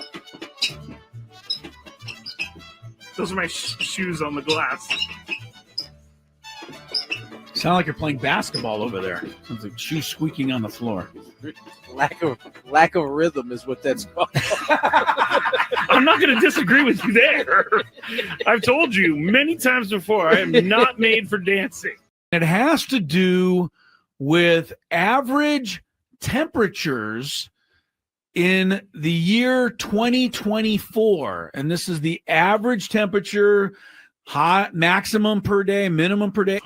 It is going to be your job today to find the 25 states whose average temperature is under 55 degrees. California's at 60. You're looking for anything under 55. I'm not going to let you go first. I'm going to give Tony first. Let's start with Montana. That is correct. Montana. Montana is the 4th coldest state in the U.S., 44.5 degrees average temperature. All right, Scraby, that leaves a really obvious one for you. I gave Tony first, but he didn't take it. So you can. I don't know that these are that obvious to any of us. All right, Chris. Well, I think one is obvious. Alaska, I think. I thought Alaska was pretty obvious. 27.8 degrees average temperature in Alaska. 16 degrees colder than any other state. Tony's up. Washington, the state. State of Washington is on the list at 48.4. So Tony takes a 2-1 lead. Scraby, give me a cold state. Maine. Tony, you're up 2-2. How about Idaho? Idaho's pretty cold. Cold enough at 45.5. 7th coldest in the U.S. Well, it's my favorite state to say. Minnesota. Yeah, that was kind of obvious. Same as Idaho. Minnesota, 45.5, Tony. How about North Dakota? North Dakota, there North you Dakota. go. You found it, number 2. 43.7 there. I'll take the lesser known Dakota. The South Dakota. I think it's the more known Dakota. Yeah, I would think it's more. Tony, you are up in a 4-4 tie with no strikes yet. How about Oregon? Oregon, believe it or not, Oregon's cold enough to make the list. Tony's 5, Scraby's 4. Never been here, but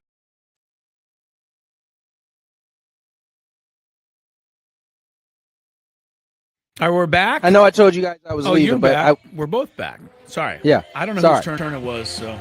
It was your turn, but I figured since I promised to tell everybody this and I didn't. Yes, you stayed for this. Thank I'm you. going to stay. So I was watching this on, I don't know where I saw it, but Green Bay Packers are the only uniform. And I don't know if you guys will even notice it, have even noticed it. Okay. They have the only one still with like the old mesh kind of jersey that kind of has the little holes in it. I have noticed this. And even their collar, right, is the 3 piping. I think it's like yellow, white, yellow, like through the V. No one else in the NFL has that. And here's why. Remember, they changed over to Nike however many years ago. Everybody else took the Nike template and kind of modified their uniform. And they, except for Green Bay, they use and this is not, so it shouldn't be a surprise to anybody. They use like a hometown manufacturer to do their uniforms. And that's why they still have like the old school kind of mesh holy uniform where everybody else has kind of like a dry fit jersey. Now, if you try to buy it, it'll be the Nike version of it. But the actual game uniforms that they look are like the only ones in the league like it. Now that you guys have heard this, you guys are going to notice it really easy watching them play. I remember the mesh when I played in high school. I got my fingers stuck in that mesh a lot. What? Yeah, that's not good. It rips a little bit, and then you put your finger in it. That's how you get broken fingers. Yeah. Yeah, I dislocated my pinky. See. That's what I wanted to tell you. It wasn't that big a deal, but no, I like it. Packers, I like uniform stuff. Packers are also owned by the city of Green Bay. Yeah, there's a guy with I love it. Owner hat on. Chris doesn't just like uniform stuff. He is obsessed. Yesterday during the show, he went to like footballuniforms.com and looked through like 30 years of Dolphins uniforms.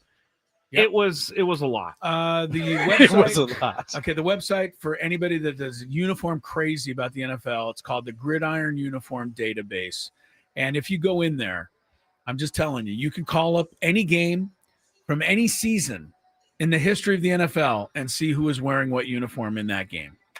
I'm just saying. It is wild. Crazy. But Chris was like, wild. Did you know in 1978 the Dolphins wore aqua for the first time? Actually, 1971 in Denver. First time they wore aqua on the there road. You go. I wasn't listening, apparently. All right. Thank you, Tony. All right, Tony. All right, fellas. Have a good weekend. We'll catch you a little later. Well, I'll see you in a little bit, actually. Yeah, we'll see you in a little bit. All right, let's get to the Daily Gambito, as you guys call it. Do you like money? I think about money a lot.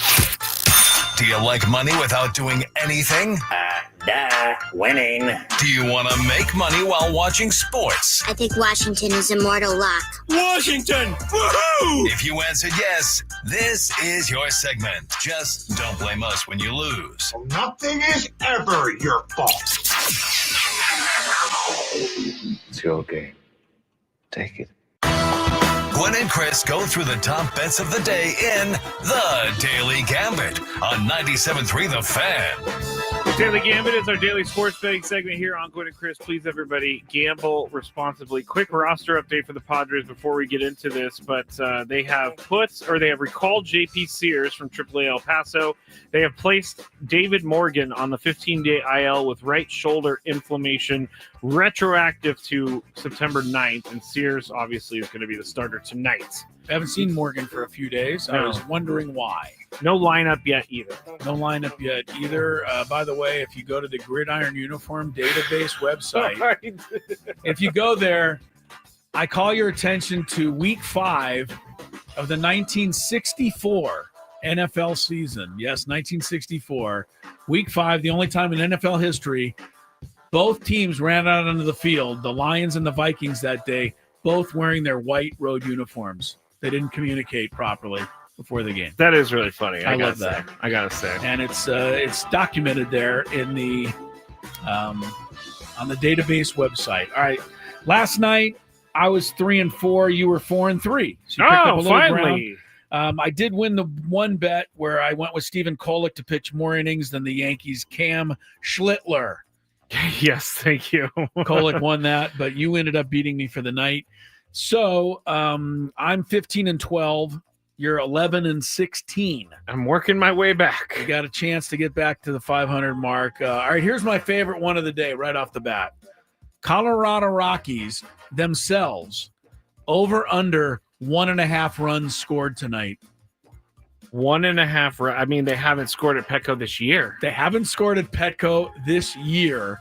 Would you bet on them to score at least 2 tonight against the Padres? You got to think that it's going to. You got to think that it's going to happen at some somebody's point. got to hit one fly ball somewhere and it drops in. But I hate to do this to JP Sears, but you're going to say yes. 1.5 runs. That's it. They just need 2 to win the bet. Under. I think they score. I'm going to go over. You're going over. Yeah. All right. I'll stay under. Why not? Let's say the Padres shut them out for a 5th straight time. Part of me wonders why the Rockies didn't just climb on the plane and go home. We're wasting our time this weekend. I was listening to Joni. That's a Jesse and Tony combined thing. Okay. I was listening Joni? to Jesse and Scanlon last night, and they were saying the Rockies, and I agree, have looked like a better team than the first time they came to town. Even if they're not very good record-wise, they at least are looking like somewhat of a major league team. Yeah, glad they think so. Sears 5 innings over under tonight. Ooh, we have the lineup now too. It's officially out. All right, well we're gonna have to hold off because Sears. we don't have enough time in this segment. Sears over under 5 innings. I'll go over. Hopefully those fly balls will die on the warning track like they usually do at Petco. Yeah, I'll go over as well. Okay, Walker Buehler makes his Phillies debut tonight. Wow. Yes, well, he's in the Big Five against Kansas City. 3.5 strikeouts for Mr. Tight Pants. Mr. Tight Pants. I never noticed that until you guys brought it up, and then every time I watch him pitch now, it kind of bugs me. Cut those things off of him. I know. 3.5 strikeouts. I'm going to say over for Buehler. Buehler. He's not been great this year, so. He hasn't, but he should go over 3.5. Dodgers minus 1.5 against the Gigantes. Again, we talked about this earlier. If the Padres win all their games this weekend, then I don't care what happens in the Dodgers-Giants because we'll gain on somebody. But if the Padres lose some of these games, then these Dodger-Giant games are really important. Yeah. I'm going to go with the Giants. Verlander's pitching tonight and has been really good the last handful of starts. Yep. I'm going to go Giants too. Giants. Houston Cougars football tonight, -4 over Dion's Colorado Buffaloes.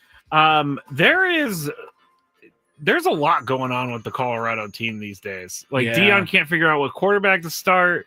Dion cannot manage the clock. Dion doesn't know how or when to go for 2 points. I love Dion, but I can't stick up for him on some of these decisions he makes. They're not good. They just aren't. I'm going to go with Houston. So for that reason, you're taking Houston. I don't know anything about either team, but yeah, Dion's club, I don't think they go on the road and win. I'll take Houston. UCLA -15.5, New Mexico. The Bruins have looked bad so far. And New Mexico's New Mexico. I'll take UCLA to get well tonight. They're at home. Okay, at the Rose Bowl. 40. I will go. Sorry. Yeah, I'll go with UCLA. I'm sorry, too. I jumped the gun there. 49ers giving 3 to the Saints in New Orleans with Mac Jones. Mac Jones? Mac Jones. He's starting. Brock Purdy not only out this week, but now they're saying like 5 weeks. I have no idea what happened to the guy. Wow. He completed the game on Sunday. He did, and the turf toe is. We were joking about turf toe, and somebody wrote in and said it's really painful, and I know that. Yeah, it is, and that's what's happened. He got turf toe, and he can't walk apparently.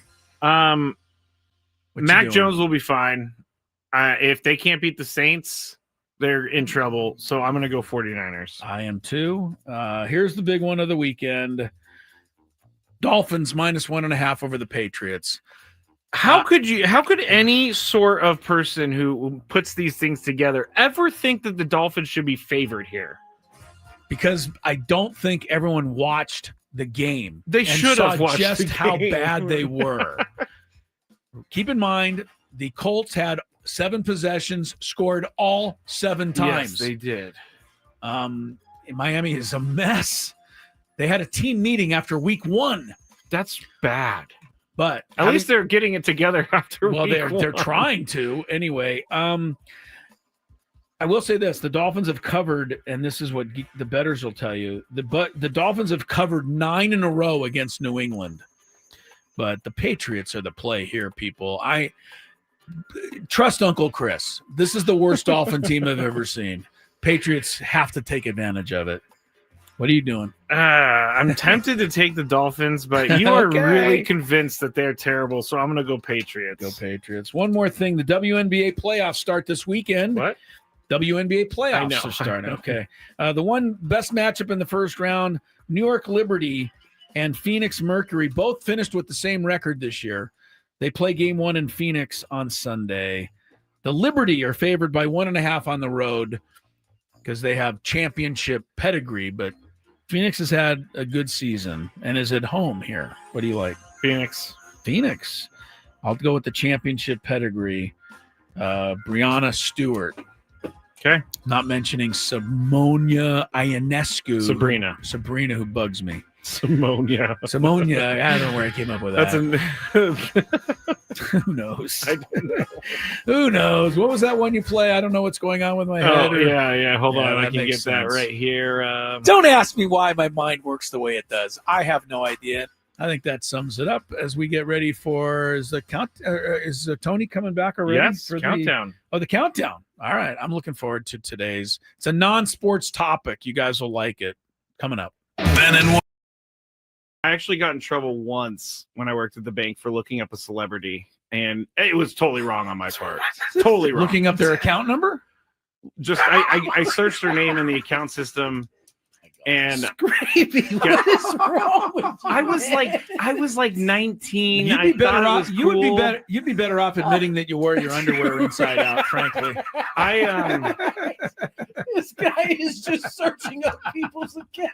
It only happened that one time because I got caught. How did you get caught? The account was flagged, and anybody taking a look at it gets logged, and so I got called into the boss's office like 3 days later. What did that come? I'm sorry, I gotta ask. But nobody's supposed to be doing this preview. What did that conversation? How did it go? Well, why were you looking up Paris Hilton? Is that who it was? I can neither confirm nor deny. Oh my goodness. I can neither confirm. That's really funny, Chris, that you just yelled out that name out of all names. No. But I walked in, I got called into the office, and I sat down, gosh. and all my boss, I loved her. She was great. Her name was Sharon. Amazing boss. She just slid the piece of paper in front of me. You knew said, what time "Did you it was." visit this account?" And I looked. Yeah. She was like, "We're gonna have to write you up for this, and if you do it again, we're gonna have to fire you." And I said, "I'll never do it again." And I got out of there as soon as possible. I took everything, but it was not good. Not good. Just curiosity, huh? He's like, I wonder how much they have in their account. Yeah.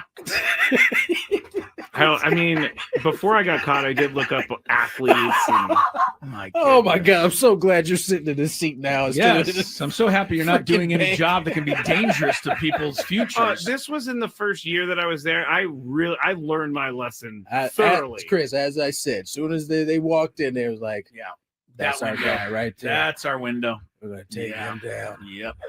Just lucky I didn't get caught for like. I can't even say. I'll tell you guys off break whose account I saw and how much money they had sitting in their checking account. And this was how long ago, too, by the way? 2009, 10.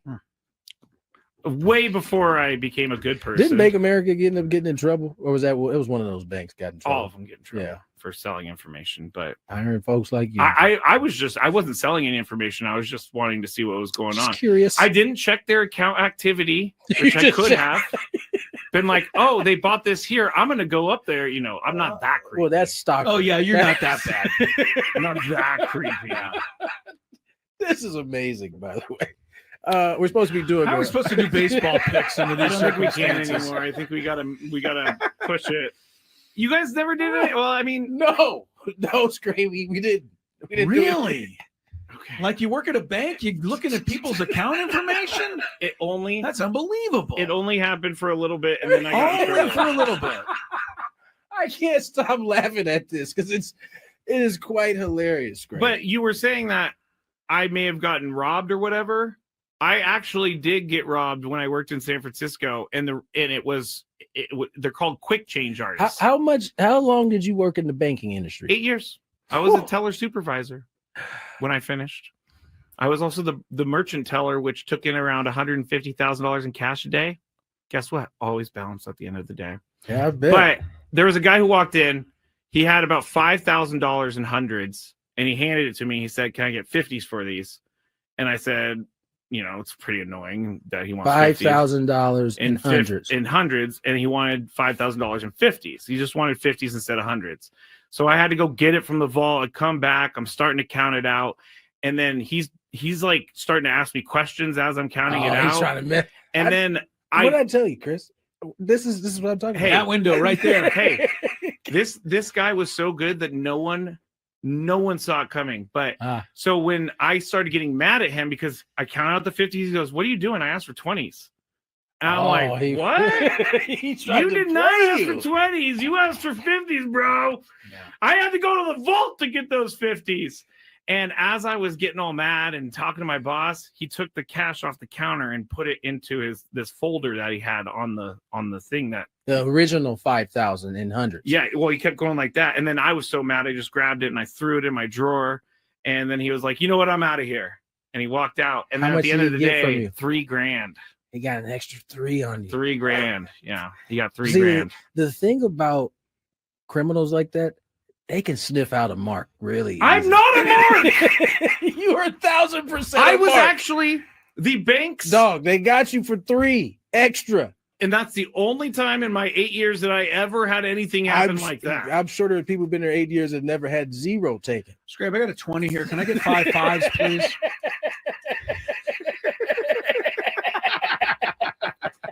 I hate you guys.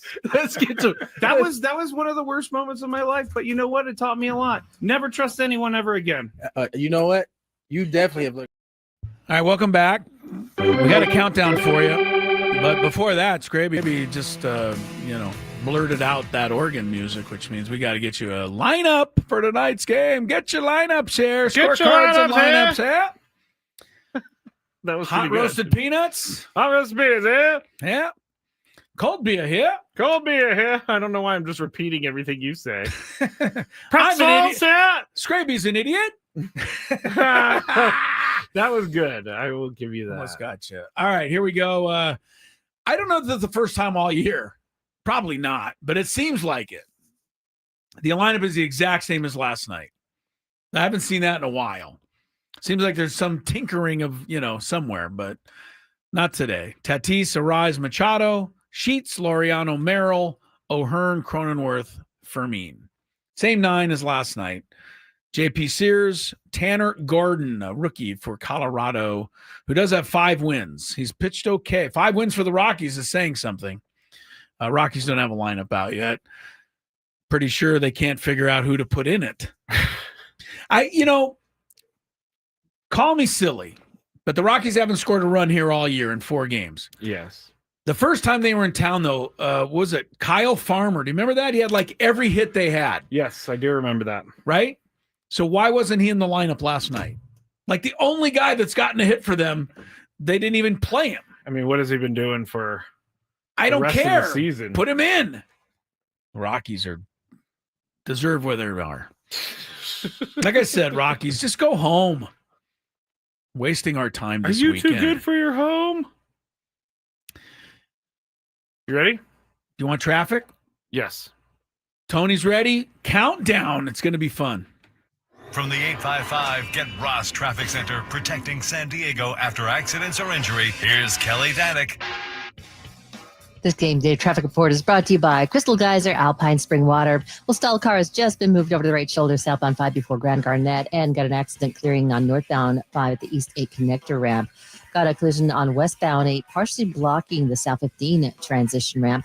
In the North County, westbound 78, right before Jefferson, stalled vehicle taking up the fast lane. What makes Crystal Geyser Alpine Spring Water different? They always bottle their Alpine Spring Water less than 1.5 miles from the spring source. And all of their bottles are made with 50% recycled plastic from their own recycling plants. Crystal Geyser, bottled at the spring source. I'm Kelly Danick with Gwynn and Chris, San Diego's #1 sports station, 97.3 The Fan.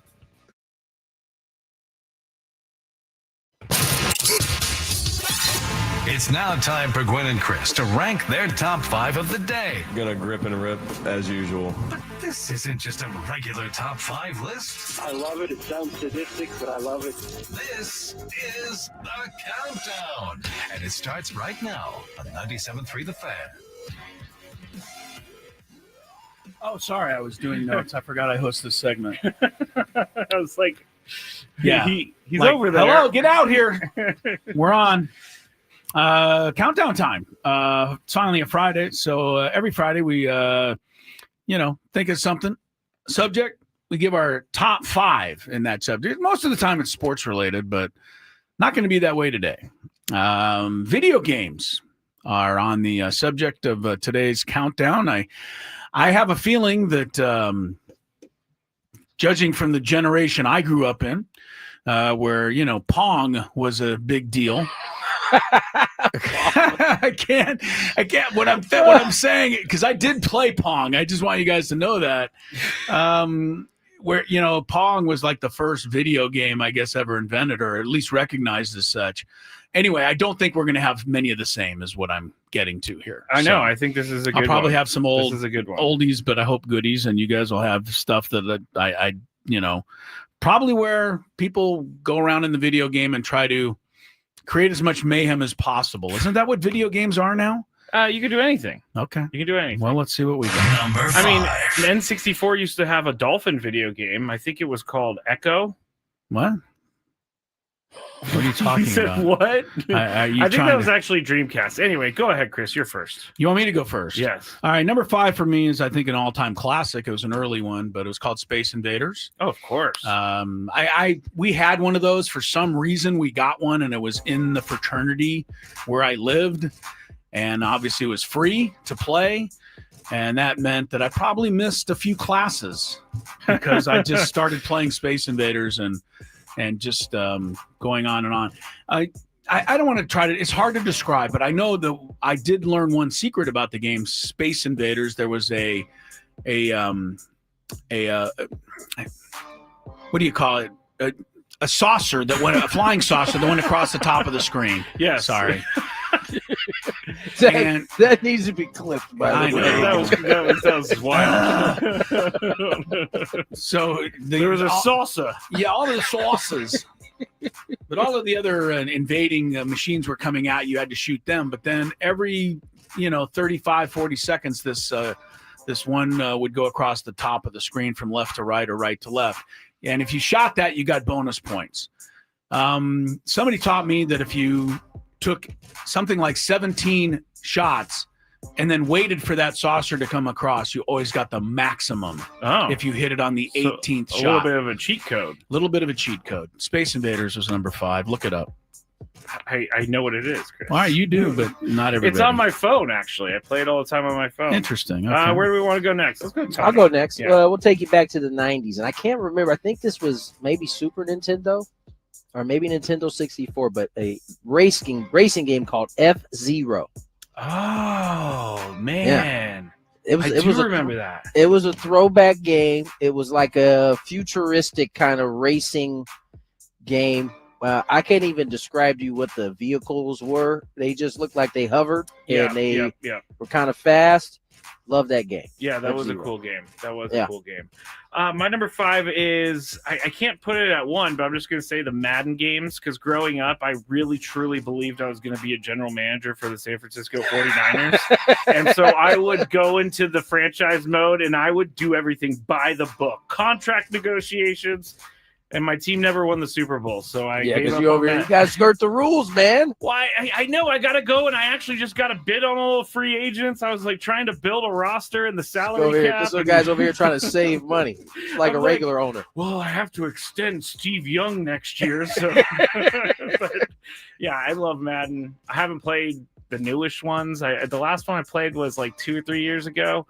And it's still fun, but it's not the same. How funny is a Madden 6? Or did they have a number where they're always numbered? Yes, by it used to be numbered. I remember how the funny first... is a Madden, like, you know what I mean, like the first early ones. I go back and play them. Now. I go back and play them. It's first of all, it's terrible. We're being honest. Okay, you can't. It's not the same. I was gonna say.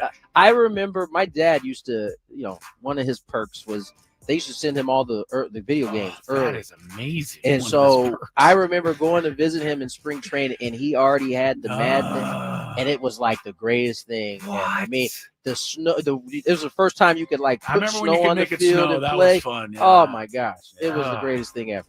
I like it. Okay, the first Madden game I ever played, they didn't have like some teams, and so one of them was like Tiburon. I don't know why. One of them was the Tiburon. Sharks. Yeah, the Sharks.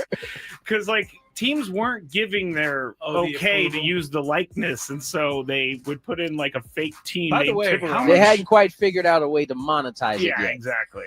We'd have to look this up. It'd be fun maybe one day, not now, but How did this all come about? Even that Madden? that Madden was the name behind this game, which then but the very They've beginning. explained it recently. I was about to say, I feel like it's in the doc.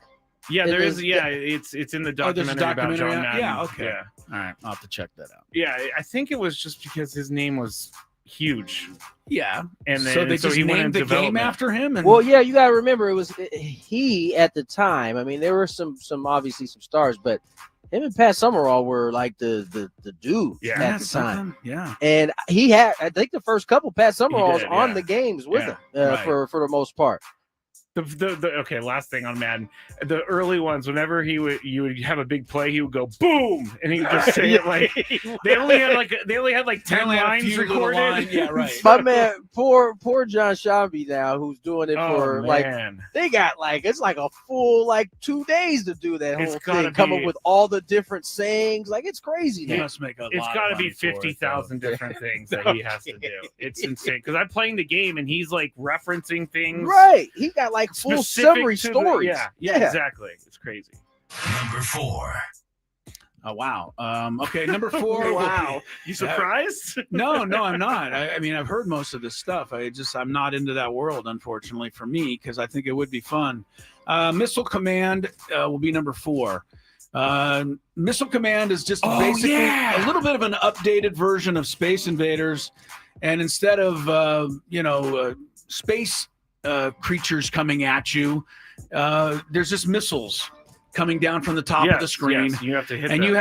you have to move the control in the way of the missile, push the button, so that creates an X, and then you're basically exploding the missile before it gets to the ground. You're intercepting the missile. Right. And if the missiles get to the ground, you lose your man and you have like 3-4 men. And it starts going really fast, and where you have to take the ball control and start it on the left side of the screen and roll it across and go so that it'll set up a wall of blockers to Chris. keep the missiles from coming down. Look at Played you with many the of those. strategy. That used to be this is embarrassing, but why not? It's Friday. They had one of those at the neighborhood 7-Eleven, and I would come home and I would stop and I would buy a microwave burrito. 7-Eleven, Tony. Come on. This is about as low as it gets. Hey, I still eat 7-Eleven burritos every once in a while. All right. Well, I'd get one of those and then go in the back corner of the 7-Eleven and play 6 or 7 Missile Command games, eating my burrito on the way home. How does your gut? You say you still eat a 7-Eleven burrito? How does your gut? God, this was in Missile Command. No, I'm days. I talking don't to eat 'em straight. now. Yeah, no, I haven't eaten. How one in does a your while. gut? How does your gut take it at 30 whatever now? Are you serious? I'm 40. For But 40, you shouldn't be having 7-Eleven no, I haven't had burritos one anymore. of those in a very long time. But when I What's was a very long time? Couple hours. 8, 9 years, like around the time I stopped All right. drinking. So you 'cause still had a 32-year-old stomach at that point. All right, that makes some sense. I would just drink and eat 7-Eleven burritos. It was a very healthy lifestyle. I guys. bet. Well, you should have tried it while playing Missile Command. You would have enjoyed it even more. Tony, number 4. Was this 4? Yeah. Number 4, Castlevania. He's got some good games, Does he man. really? What is that? My dad. What that is? This is how long ago it was. I thought it was Nintendo, but apparently But it they- is Nintendo. they kept Okay, so making it. this game was so good that they then made it for the original PlayStation, for Sega Saturn. I used to watch my dad play this game he would literally be in the dark. My mom is asleep. And he'd be on this little TV over there playing Castlevania for hours. That's hilarious to me. Wait a second. 4 hours. Hall of Famer. Does Alicia father. Did Alicia ever know about this, or are you Oh, giving yeah. information? Oh, okay. no, for sure. Okay, She went to bed knowing, okay, he's gonna go play for Castlevania. half an hour. Yeah, Right, I love half this. an hour. She'd be lucky if it was 3 just half hours. an hour. That is hilarious. Hilarious. Castlevania. I gotta look that one up. Castlevania's great because you whip people. Yeah, You're yeah. like It's fighting. kind of like off- a Dracula type game. You're fighting off vampire type things. Okay. My number 4, and Chris, I think you definitely know what this is. Last of Us. It's a newer game, but it's been around for a long time. Well, but no, I think the your movie came brother-in-law, out. right? My brother-in-law did the sound for was the a TV show. for the television show. Yeah, Yes, he but The did. Last so I know of of Us- it, but I don't know what it is. The first game I've played at least 10 times. It's amazing. it is one of the most perfect games I have ever played. It's very difficult. It's about zombies, or I guess clickers is what they call them in The Last of Us. But anyway, Number It's got to be a 3. pretty good video game to make a TV show? 2-year television series. Yeah, you out did. of that. It game. was very popular. Number 3 for me will be the original Donkey Kong. I don't know what Donkey Kong is now compared to what it was when I started in the early 80s. I think Donkey Kong is now more of a character as a part of the Nintendo universe, more so than like a standalone actual game. Because at the beginning, the little He's Mario, no longer a villain. Yeah, he's a friend. Yeah. Well, I don't know.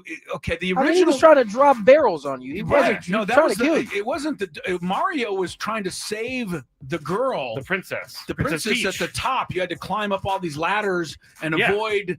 I didn't even the realize that monst- was Mario until y'all just said the that. monster was dropping stuff, and you had to get out of the way. Yeah, Then the barrels were rolling. You had to jump over the barrels. Yep. Get all the way to the top to save the girl. But when you got there, he took the girl out of the screen, and you went to Yeah, another you level. you go level. Yeah. Yeah. That's the original Donkey Kong that I liked. I don't know what it's become. It's since not. then. I don't think that they have a game like that. But in like Mario Kart or Mario Party, you could choose Donkey Kong as your character that you're playing with for that. There you go. Chris is like, "What's Mario Kart? What's Mario Yeah, I Party?" don't know what that is. Tony, you're number 3. GoldenEye. GoldenEye was really the first. Was really the first kind of Resident Evil type game where you're like going around, you're sniping people, you're taking people out. It's like a campaign type game. Yeah. This was the first of its kind. I don't remember there being another game like GoldenEye until that came out. Is that the first version of Grand Theft Auto where you're just going around? No, GoldenEye is a James Bond game. Yeah, but I mean, is it the same idea where you're going around doing as much destruction Yes, as you can? it's I think Same it idea, spawned though. from that type idea, right? Okay. Where you become the dude and you're like, Right. you're driving, you're doing different things of that nature. Yeah. You know, we're only on. I think Grand Theft Auto just gives you more freedom to kind of do what you want to do. Oh, wow, Yeah. we're getting a little music involved here. All right, don't dance. Just the music's enough. I love it. I love it so much. Real All right. quick, we're only on number 3. I get the feeling we should have done a top 25 with Tony. It seems like he could go all day on this. I might be able to match him. I'm a video game. I grew up. This was my life. Yeah. I thought I was going to be a gamer until I saw what real gamers look like. Hey, they're athletes now, okay? Yeah, no, they got it. They got it. My number 3 is something I recently started playing again because as a kid, this is going to explain a lot about me. I played Wolfenstein, which was a game where you killed, where you were in World War II and you killed Nazis and all this other stuff. But it's a Can you graphic imagine game. them? Can you imagine? Well, now maybe that's crazy anymore, but could you imagine them trying to produce a game like that? Back in the 90s? No, like now. Oh, now? Like that. I mean, yeah, I don't think it would happen. Yeah, I don't think it would happen. But my dad used to play this all the time, and then I started playing when my parents were looking because they knew it was a bad game for me. But Chris probably has no idea what Wolfenstein is. No, I'm curious about the Castlevania one. That one sounds. You need to fun. Google it later. I will. Number 2. Number 2 for me will be. I think I'll go sports on at least one game. The one that took us more time than anyone I've ever played was the original Lynx Pro. I do think that they have advanced that game to such a level now that I couldn't even control the ball anymore. And really, they tried to make it so realistic that they priced me or whatever out of it. Like I just liked it when you push the button, your swing went, you tried to get it right in the middle, hit the button, and the ball went. Yeah. And you chose your club, and now they have swing path. Right. They did so many different things and made it so lifelike that they lost me. But for the longest time at the beginning, Lynx Pro just played it endlessly. So that could be said for Madden as well. Oh, really? Like they've made it so much more. They actually had made it so complicated that even they had to take a step They scaled back. Oh, really? It was called quarterback vision. I remember it like it was yesterday. And you would have to. It was a great concept. It just was is so hard because each quarterback, Chris, had a cone that came out from their eyesight, Goodness. You would have to put the cone where the receiver is and hit the receiver or the throw button at the same time. It was ridiculous. And so if you're going through your progressions, you're like going from one side of the field to the other. And I mean, it was hard. And then I'm like hard. throwing it out of bounds every single time. I had to turn off quarterback vision. It was too much. Tony, do you give us your number 2? No, number 2 on mine is RBI baseball. Oh. Dun dun dun dun dun dun dun dun. Dun, now, dun, as a dun, kid, Is that did you? Ken Griffey baseball? No. This was before King Griffey. This was like the original baseball game. Yeah. And that was the song when you had runners in scoring position. Dun, dun, dun, dun, dun, dun, dun, So the Padres wouldn't hear that much? They didn't even have. Did they have the Padres? I don't know. One I'm of the just kidding. versions, I don't know if they had the Padres, but the second version they did. All right. RBI Now, as a 2 and kid, 3. were you into playing as your dad, or were you into, being someone else? In the RBI days, I would play with my dad occasionally. You remember there was no really concept to the game. You're just playing games. Yeah. But then once they went to like having a season and doing all that, I probably played with the Padres more. And then once they said fantasy draft, I would just try to draft my dad onto whatever team I had. I mean, that's so cool. I gotta say, that is pretty darn cool. All right, my number 2. We're running out of time. Mortal Kombat. Get over The other thing with my dad was, we as a family to be like, all right, how good are you gonna make him? Because sometimes they try to shortchange pops on these video games. So. That's so interesting. Yeah, we need to do like a podcast on that one day, because that's very interesting to me that you guys as a family would look at his rating and be like, screw you, video game. 100%. Whoa. What? All right. Number 1. Mortal Kombat was my number 2. Gotcha. Number 1 for me, the only game I was ever good enough to actually draw a crowd. People would come and watch me play Pac-Man, and the reason they would, there was a reason. So funny. There was a reason for it, though. Anybody who knows a lot about the original Pac-Man will know this, but a lot of people didn't. There was a pattern. And if you learned the pattern of how to move your little Pac-Man through the maze, the ghosts would never get you. So you couldn't be, eliminated. And what would happen is you would go, most people could only go 2 or 3 levels before they finally ran out of Pac-Man. I could go to like level 25. So people would be seeing the game, stuff in the game that they'd never seen before. They didn't even know existed. That's a good feeling. So it was fun. That's a great feeling. Being a professional Pac-Man guy. I have been on the internet for a few years now, scouring to try to find that pattern again, so that I could do it again, because it was really fun. But I can't find it. You definitely. It's hard to find because now everybody's got a pattern. Now there's a million of them out there. Anyway, number 1 on my list was the original NBA Live. Oh yeah, it was the first like real. You had the hardwood floor. I remember playing in Boston. You had the parquet there. Like they had all of those details. And I just remember sitting. This is back when my parents had a house in Fishers, Indiana. I remember sitting there in those cold winters when we go back for like Christmas, and I'd be on those video games like all day long. Playing my pops, playing my uncle. We just go one-on-one all the time. There's something great about that feeling of sitting down to a video game and just having nothing but time ahead of you. Nothing but time. Yeah. There is. I was playing video games and ordering music videos off the box. That's what it was called back then. That shocked me. I bet he was eating with the other hand. Yeah. Had a little bite of food over there on the side. Playing with his toes, actually. My number 1, Tony already said it, GoldenEye. I love this game. It changed everything about games for me. N64, doing the missions, having a campaign, like acting like you are actually in a movie, changed video games for me. It was great. So, all right. There's our countdown. We got to get away at the top here, but we got Chris vs. the Fans coming up, 833-288-0973. Let's play. The South Florida Bulls are super trendy. I'm Sammy Pete, here to help you beat the books with the BetMGM.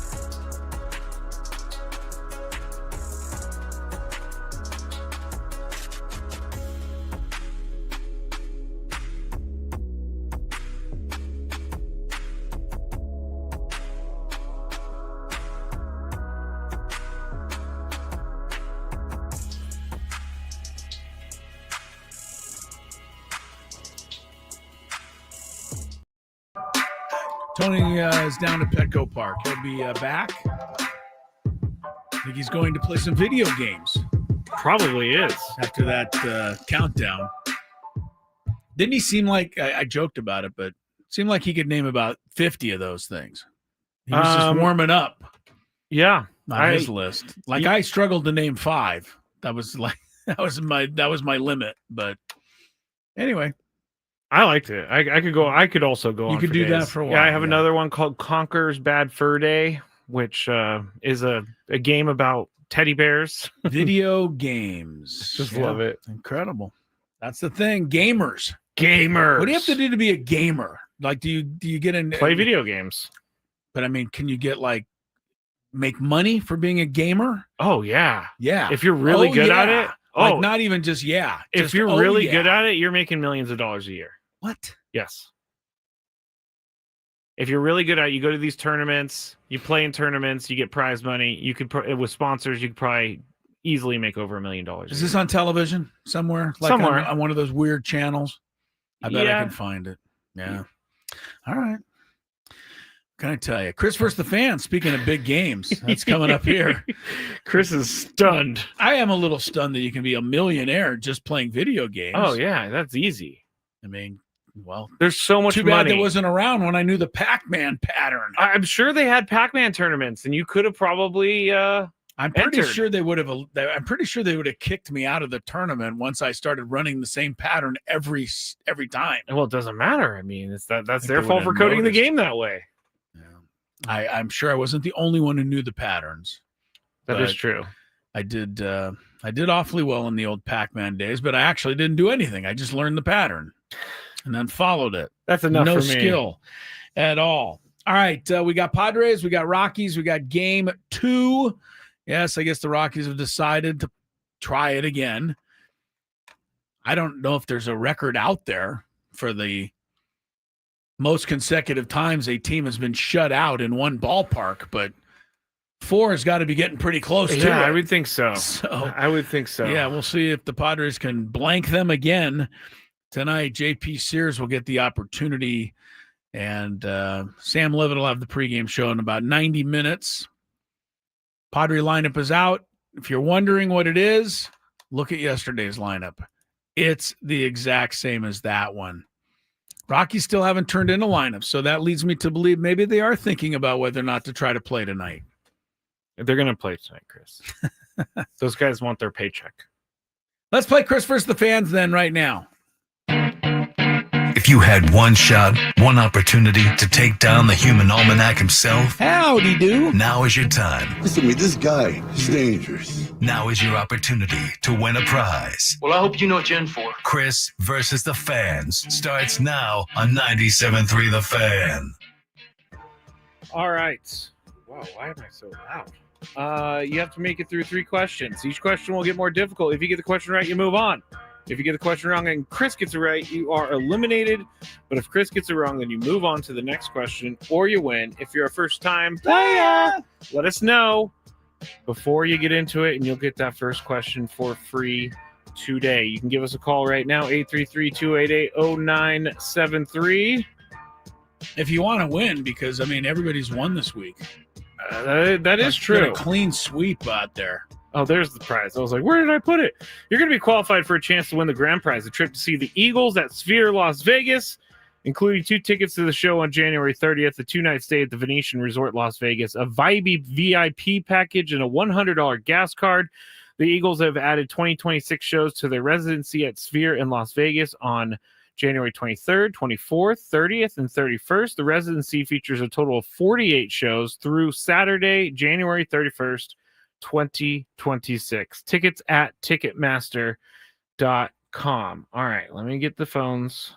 There we go. All right. What?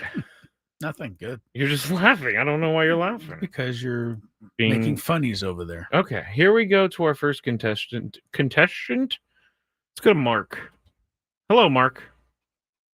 Hey, listen, all I'm doing is calling in to say I'm listening to your broadcast, and they're talking about Padres versus Rockies. Now, the Rockies hold the advantage against the Padres. And that's really all I wanted to say. Thank you, Mark. Is there any way to dump that? I don't know. That was such a waste of everybody's time. I don't know what that is. Yeah, I didn't get that at all. I don't know what happened there. Okay, let's go to Mike. Hello, Mike. Hold on, Mike. I wish I would have asked him how the Rockies hold the advantage over the Padres. Yes, I'd like to know how he arrived at that as Mark, well. I appreciate you listening, but that was not the right time to call in to share that. Yeah. Mike, hello. Let's try Mike. Yes. All right. Are you Mike, ready to Mike, play? How are you doing? Who do you think has the advantage, Mike? The Rockies or the Padres? All right, here we go. All right. You ready to play? I'm ready. All right. First time player. First time love it. player. Love it. All right, here we go. Who is the starting tight end for the Arizona Cardinals? Oh my God. Not bad. I don't have a clue on this one. Doesn't know that one. Bad. Oh, He's gonna pass, but I he's think gonna have Chris to pass. I knows. do. He was on my team last year. He is the non-touchdown scoring Trey McBride. Sorry, Mike. Sorry about that, Mike. He does catch a ton of passes. He never gets in the end zone though. For He some reason. I saw one of his teammates say that when he is off the field, he's Trey McBride. When he's on the field, he's Traquan McBride. They have a new name for it because he like turns into a different guy. I'll tell you one thing, that Green Bay tight end looked good last night for a one game. Oh, Tucker Kraft? Yeah. Yeah. He I think he's going to be pretty good. He looked good. Someone told Chris that Tucker Kraft's going to be pretty good this year. And I ended up with him.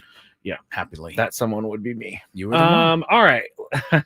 Patting myself on the back for that one. Yeah, but I'm the one that's going to benefit because he's not on your squad. That is true. I took On my Sam squad. Laporta and he stinks. Huh? Let's go to Hector. Hello, Hector. Hey, good afternoon, guys. Good afternoon. Are Hey, you ready Hector, to good play? luck to sir? you. Yes, sir. All right, here we go. Question number one. Let's see here. Who hit the lone home run for the Padres last night? Last night? Yes, last night. Was it Tatis? Dang. I'm guessing Tatis. Uh-oh. Merrill? There we go. I think the second round question to see if people are paying attention is name all the Rockies that have homered this year Sorry, at Hector. Petco Park. None?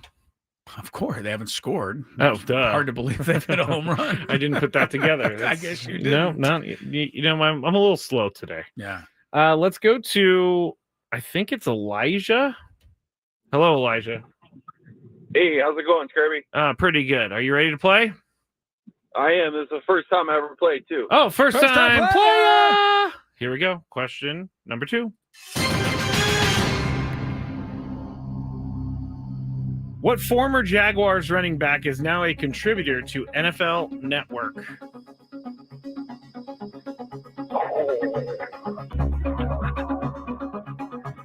Was that an ETN? I don't know. ETN. Unfortunately not. Maurice Jones-Drew.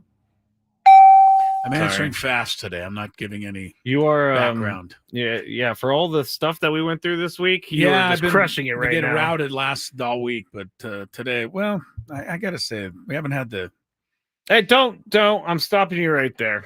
Let's go to Joel. Hello, Joel. Stopping you right there. Hey, how's it going? Pretty good. Hello. You ready to play? Awesome. Joel's Yeah, going to first turn time it player. around right here for us. All Come on, right. Joel. Did you say first time player? No. I sure did. First time player. First time. Okay, player! let's go. I love all the first time players today. I Here we do. go. I like it Question also. number 2. All right. What Dallas area college is nicknamed the Mustangs? Edmund? You got it. That is correct. Southern Methodist University. Yep, they are the Mustangs. All right. Let's go to our third and final question. Oh, this is for it. This is it. Joel. Who was the last player, a Major League Baseball player, who was the last player to reach 500 home runs in a career?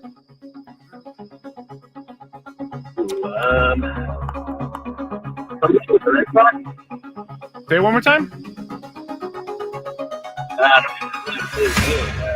If you want to pass, you can pass too. I think he passed. Albert Pujols. Albert Pujols. Decent guess. Stay there.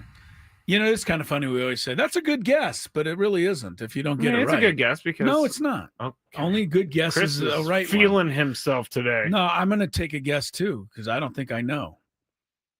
Last person to join the 500 home run club. I feel like I'm hitting myself over the head because it's happened like last week and I'm not paying attention to it. I'm going to go Miguel Cabrera. That's who I thought of originally. Oh, Sorry, Joel. Sorry, Joel. I got it. You did. Yes, you Got did, it. Chris. I was a little surprised. I wasn't sure. All right, we're going tiebreaker. Tiebreaker. Who's our player? Let's Get do a some football random player. Travis Etienne Jr. Fine. Okay, let's do him. And I'll get someone on the phone real quick. Let's go to his football reference. Travis Etienne. All right, he's got Etienne. That's it. He's got 4 seasons in the NFL. 4 seasons for Travis Etienne, all right? Including this season. All right, get ourselves a contestant. Let's go with Ryan. Hello, Ryan. Ryan. Hey, guys. Do you know how to play tiebreaker? You're the tiebreaker guy today. Yep. Okay. Yes, I do. All right. ready. So I'm going to have Chris guess, and the caller is going to answer whether or not Chris's guess is higher or lower than the actual number. Chris? Gotcha.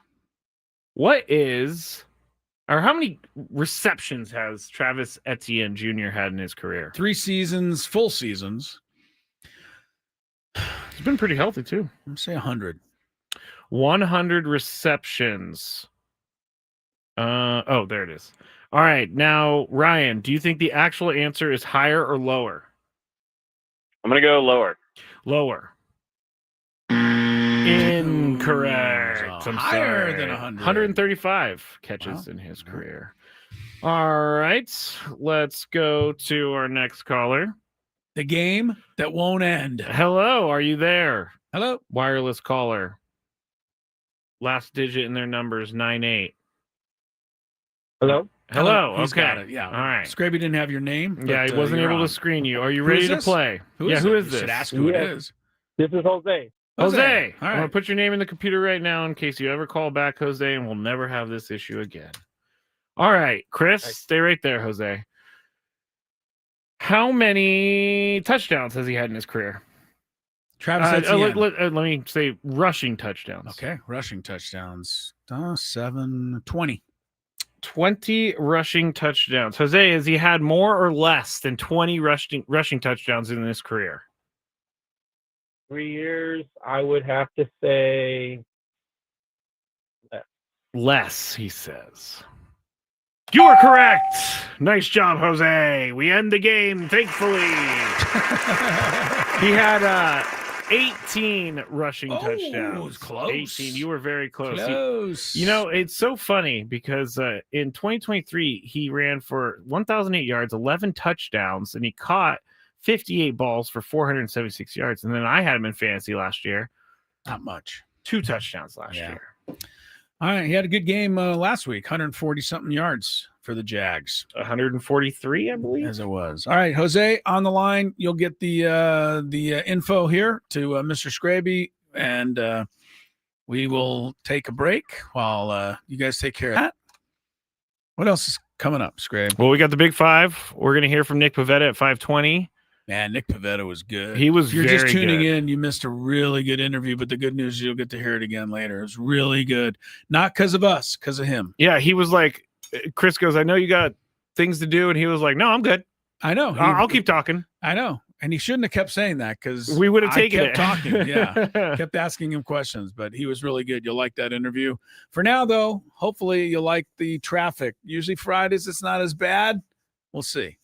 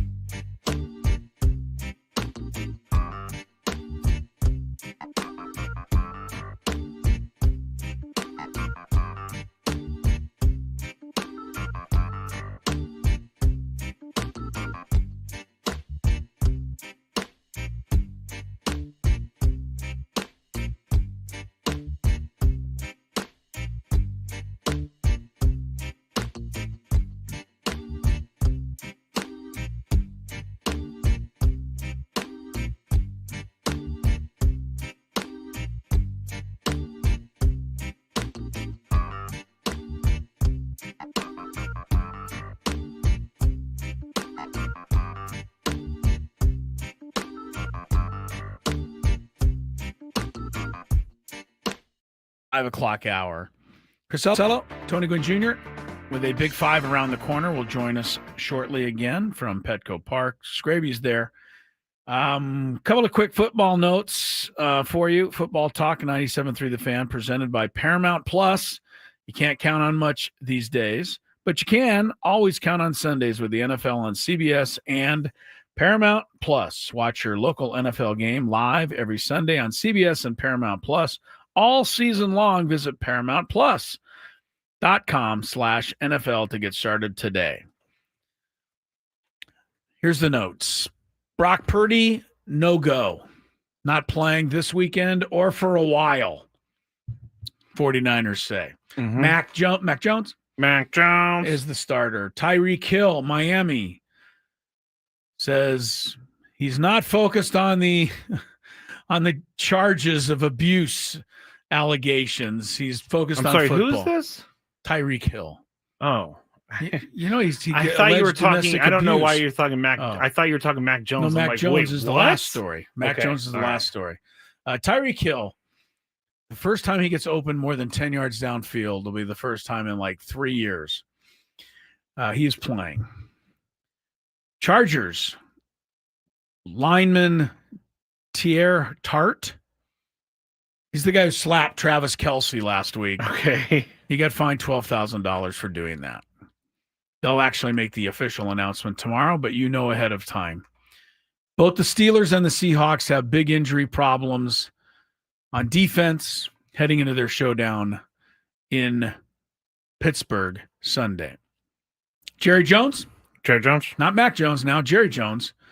Jerry came out today, said, after they chanted, "Thank you, Jerry," in Green Bay last night for the Micah Parsons trade, Jerry says. I mean, they should be saying that. They are, but Jerry says he doesn't feel like, he made a mistake there. I will say this, Micah Parsons is good, but he's getting all the credit for the Packers' success so far, and that's just silly.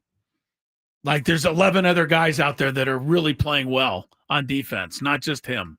Yes, there is. Speaking of football, final reminder, 97.3 The Fan Eliminator Challenge. We still have 75 entries, and want to make sure everybody gets your pick in before the weekend. So go to the ESPN Fan Eliminator. Find 97.3 The Fan. If you're in that, make your pick. All right, Scraby, we got to take a break because the Big Five is coming up.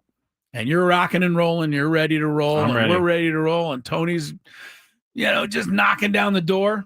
So let's play ball on that when we come back. Hey, Padre fan.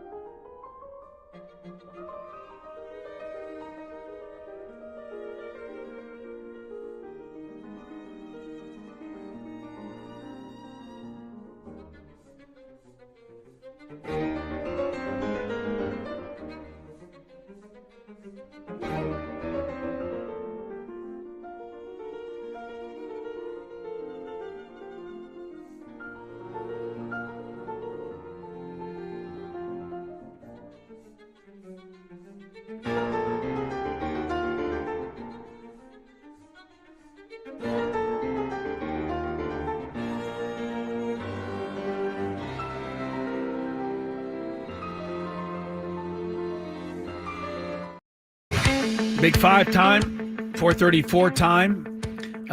Got to slip a couple of quick ones in, Scrabe. I know you're in a hurry. Aaron Judge has homered tonight for the Yankees. They lead Boston 1-0. That moves him past Joe DiMaggio. That's pretty big. That is big. Yeah, he's fourth all-time on the Yankee list now. Ruth Mantle Gehrig. Pretty good list ahead of him. Oh, I thought that was a full name. I was like, who's named Ruth Mantle Gehrig? That's the only people ahead of Judge now after the homer tonight. On the other side of New York, not as good a news. Texas gets 6 in the first against the Mets. And now Jacob deGrom goes to the mound with a 6-0 lead there. And they're treating him like he is a god right now for some reason. Yeah, standing ovation for Jacob there. They're not even going to commercial break in the TV. Even though the Mets are quickly slipping out of playoff contention. All right, traffic, Big Five, big doings in the Big Five today, I understand. Yes. From the 855 Get Ross Traffic Center, protecting San Diego after accidents or injury, here's Kelly Danick. Couple things to watch out for. 2-car collision on southbound 125 at Troy Street. It's over the right shoulder. And getting reports of some furniture across lanes westbound 905 just before the 805. I'm Kelly Danick with Gwynn and Chris, San Diego's #1 sports station, 97.3 The Fan. It's that time of the show when we check on the latest in sports. Only the most important topics and questions are brought to light. Stop what you're doing and listen. These news stories will astound and amaze you. The one, the only. Oh my God, who the hell cares? The Big Five starts now on 97.3 The Fan.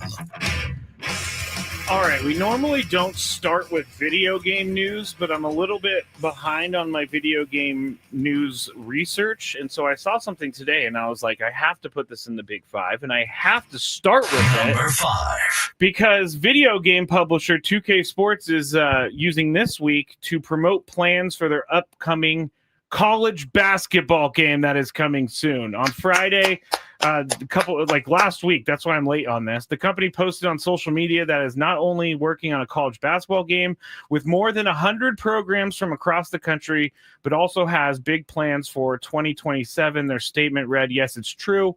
We're working on a college basketball experience that will feature more than 100 programs from across the country, from powerhouses to Cinderella stories." So, San Diego State is a given in this 100. That's not the question. They better right? be. Yeah, I was going to say, they better be a given. If you're going to make the tournament on a yearly basis, you better be in this game. Yeah, no, I'm not buying the game unless San Diego State is at least one of those teams. My question is, and I know Chris is kind of limited in his answer here, but Chris, would you buy this game if you had a system? Yeah, if you would be willing to take about a month to teach me how to play, maybe. I could. You could build your program from the bottom to national champions. I don't really know anything about it. I will say this, that in my mind, I've never seen a video game of basketball that made any sense to me. Like, I didn't even get how you control the players, how you shoot. I was like, what? It's basketball. I get it. How you control, like, baseball video game, I get it. The ball comes, I push the button and the bat swings or whatever it is. Yeah. So I get that. Football, I'm not great with football, but at least the ball doesn't move from person to person to person to person. Okay. So basketball, like I can't even fathom how a video basketball game works. It's actually easier than you think. I'm sure looking at it looks good, but who controls? You control your player, and then you just pass. You can pass. You can call plays, and once you pass, it takes control. Your control is going where the ball is. Your brain catches up. Trust me. Really? It's a lot easier than any you think. defense at all? Yeah. Defense when the other team has the ball. Yeah, you have to play defense. You can strip the ball. You could try to block the ball. You could take a charge. How do I just flabbergasted? Yeah, I'm flabbergasted on this. Okay, so the ball is out on the perimeter. I'm on defense. How do I muscle my guy off the block so that he doesn't get good position? Are you on offense? No, I'm on defense. Oh, you press the ball's on the perimeter. You press a button, and when he's backing you down or on the perimeter. No, but let me ask you. Here's your answer to the question. If you're trying to play the post and you don't want to play the guy who has the ball on the perimeter, you would hit I think it's like left trigger, and that'll give you the option to pick the guy that's in the post, and then I to can go- defend there. and you it can just seems- defend there. It seems like by the time I do that, the ball's already in the basket and they're going the other It's way. a lot easier Well, than you you can see think you once can you start play it on. You can start it on rookie, Yeah. which I would will have to leave start the it game. on. Could I start it on slow motion rookie? That's what they would call beginner. Yeah. And so you set it on there, and the game will move slow enough for you to kind of slowly get the rhythm. Here's what I think I would end He's up doing. really upset. Or not I'm not upset. upset. He's really spinning on this. I'm trying to figure out what I'm going to do when I get the game. But here's what I think I would do. I think I would, load up the Aztecs with every player being a 99 or whatever the No, the you ratings can't do are. that. You can't do that. Oh. Well, I would try. And then I would schedule them at UConn, at North Carolina, at Alabama, and Yeah. I'd go into every gym in the country and win. That's a See possibility. what you That I could would do, enjoy. what you can do, what you used to be able to do. Yeah. And I think in the new NCAA, what you have to do is because you got to find the players that are made up by the computer. Okay. And then you can go in there and edit these guys' attributes. So That's in this true. case, you can go in there and maybe spike some of the players on the Right. San Diego State Can or I, whatever. can school. I go back in time and bring Tony Gwynn Sr. in to be my point Hey, guard? they may You have can a create Tony Gwynn Sr. from Well, if I'm going to 1978. create him, I might as well just create me as the point guard. It'd be more fun. Exactly. You That's can do the that point. You put yourself in there, and Put you yourself can have in you can have yourself in 79, 80, and Oh, go to with work. with the high shorts and the 1970 headband. No, with an afro. Me with an afro. Right, exactly. You did have an afro, though. Afro. You probably would rock a headband too. To A keep little the sweat. headband going. Oh, Yeah. wow. And even though, he does wear glasses, those little Rex And then pegs. listen, and I in would not wear those. these days, this day and age with the video game, they will have the option for the long, short, medium shorts. Really? So, Oh, so yeah. yeah, You you'll can be do able all to. of that.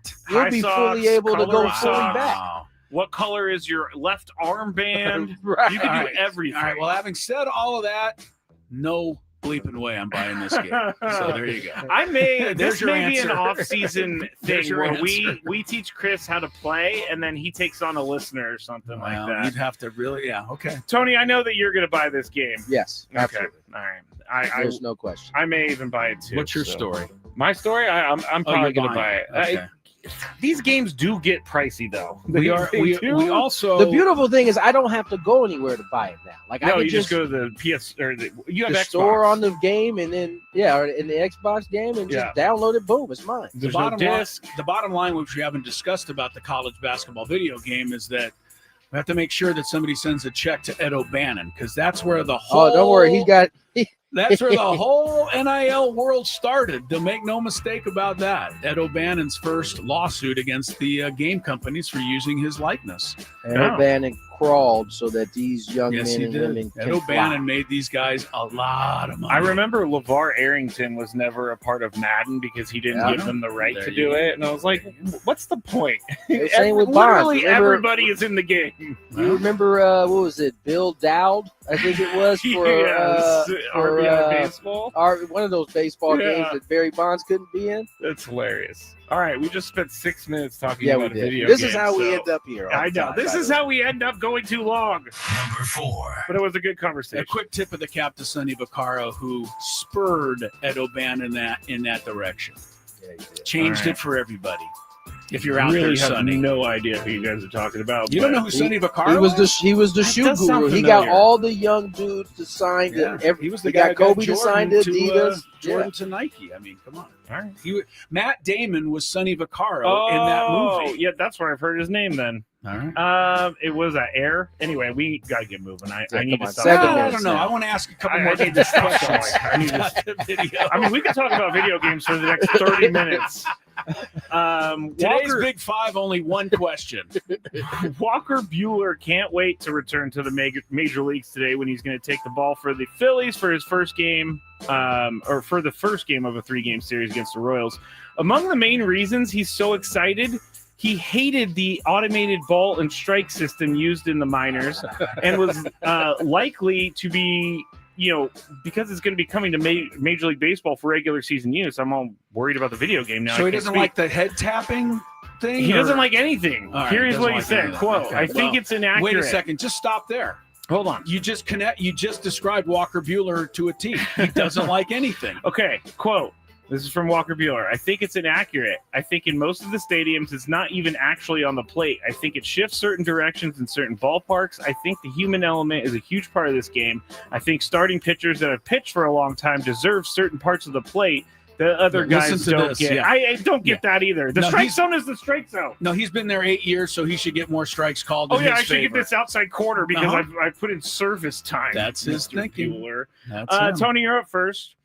I think the answer is pretty self-explanatory, but why are pitchers really mad about this?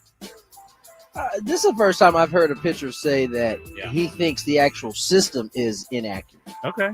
That's a whole other thing, because, part of the reason why they hadn't brought it up here is because there was concern that it wasn't going to be accurate. Now, if there's any credence to what he's saying, that's a little bit of a problem. I think that's not what I'm sure that's not what Major League Baseball wants them out there saying.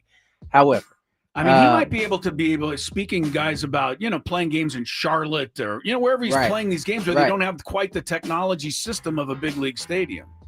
Well, yeah, I mean, I'm assuming if they're using it in these places, it's the same. I would hope that it's the same technology, but either way, I think this is just kind of old pitchers kind of view. I mean, Max is the same way. He seems to hate all of this stuff too. And I think I understand where they're coming from, right? They've spent a long portion of their career, it's when they were young, having to make sure they, hit the ball through the ball in the zone, and they didn't get those calls. And they watched their older veterans, especially Walker with Kirsch. He watched Kirsch get calls that, that's true. And so he probably is like, yo, I've been waiting on my 8 years to get to this point, and now you guys are bringing this technology in, and I'm not going to get to enjoy some of the same stuff that I've seen my vets have. Now, I think eventually he'll get over it. The players will adjust, but I at least understand where it comes from. All right, Chris, why are pitchers really mad? Yeah, I don't know. I think that the pitchers are thinking of a pitch that's an inch off the plate that gets called a strike and then gets taken away from them and would never have happened in the past. But I don't think pitchers are thinking about the one that's at the knees that gets called the ball that can be turned into their favor. So, I think they're looking at it from the wrong, lens. I was going to rip on Walker Bueller just because I kind of don't like him. But I'm agree with Tony here. I think Walker Bueller's coming from a point that makes some sense to me. He was a young pitcher who didn't get certain calls, and now he is an older pitcher, and he's not going to get more calls than the younger pitchers. So I see, I actually see his point here. Okay. All right. Number 3. Patrick Mahomes has started 68 home games in Kansas City. He's only been an underdog once.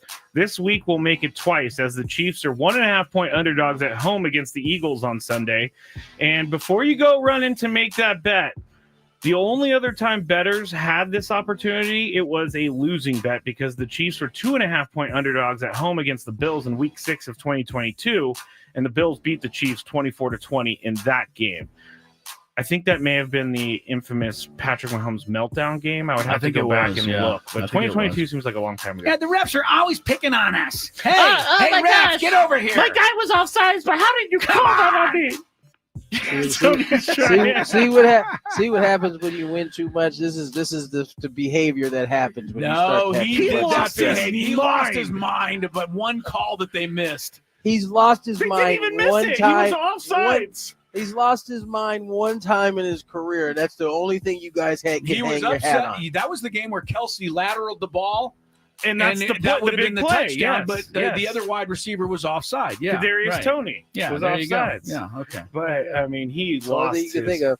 You know what? It's funny that he didn't lose his mind after the referees made up a rule on the spot last year against the Raiders. He didn't seem to complain. He didn't seem to complain when the ref walked out at the mic and said, "You know what? No infraction. Chiefs win." Yeah. You know who Which else is would pretty much what he said. And I don't. You know who else would have complained if it was them? Neither of you two would have never complained either. Yeah, I would have given it back, Tony. I would have said, I'm a legit competitor.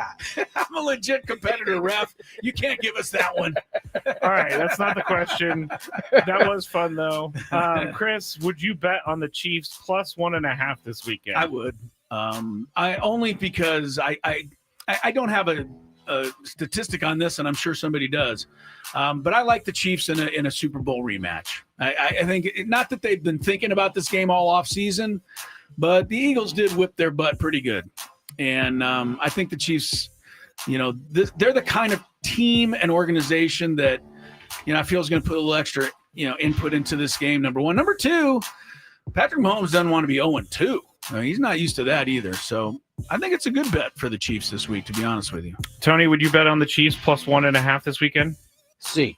All right. Without a doubt. I think this, as Chris said, they don't want to go 0-2. I know 0-2 is not as devastating as it used to be because there's some extra games now, but I still think that it's going to be tough to go out and beat them. They didn't play horribly the last game. So I think I would expect that they're going to come out all guns a-blazing. All right. Especially at home. Number 2. Yeah, home. If DK Metcalf is feeling some kind of way about playing the Seahawks on Sunday, he's not going to say publicly. He was speaking to the media earlier this week, and he said he has, quote, no extra juice this week as he faces a team that actually drafted him in 2019 and then traded him to the Steelers in this offseason. He said, quote, it's just another football game. Prepare for it like any other football game. But because after this, you've got to prepare for the next opponent. The next step on the schedule is just how it is. It's not different at all, end quote. Tony, do you believe him? No. I was going to say, there's something extra. Of course there is. They traded him, and I'm sure they probably told him it was coming. But they traded him.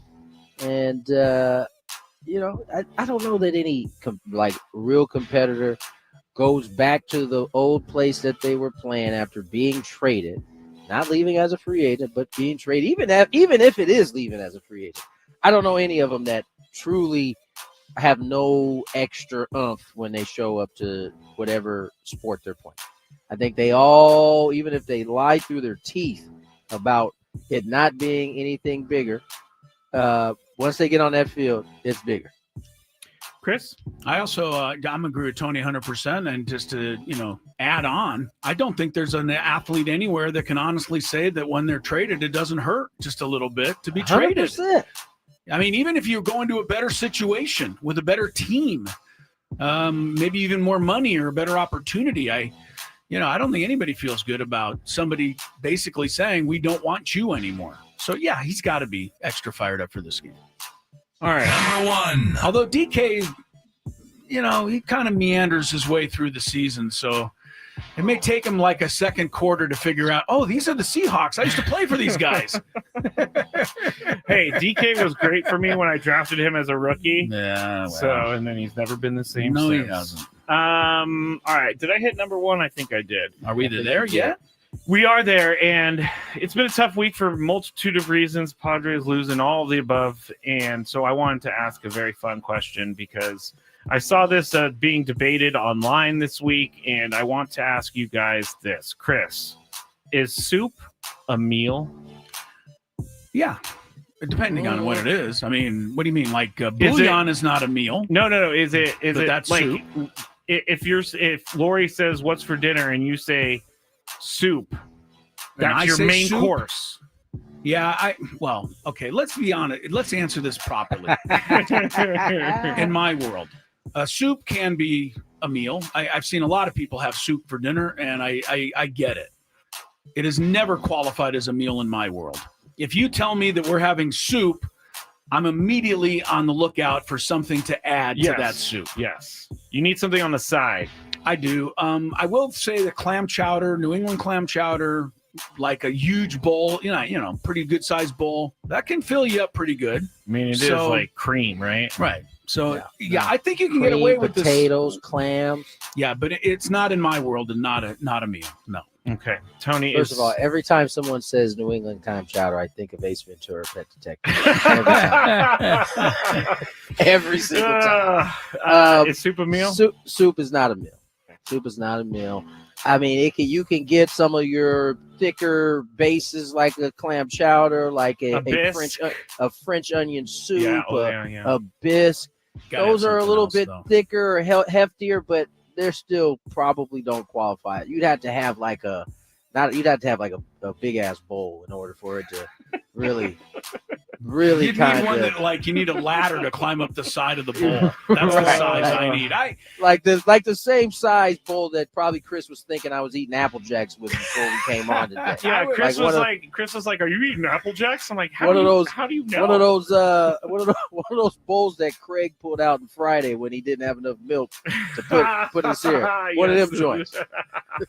I also don't like restaurants trying to get away with the half sandwich bowl of soup lunch item either.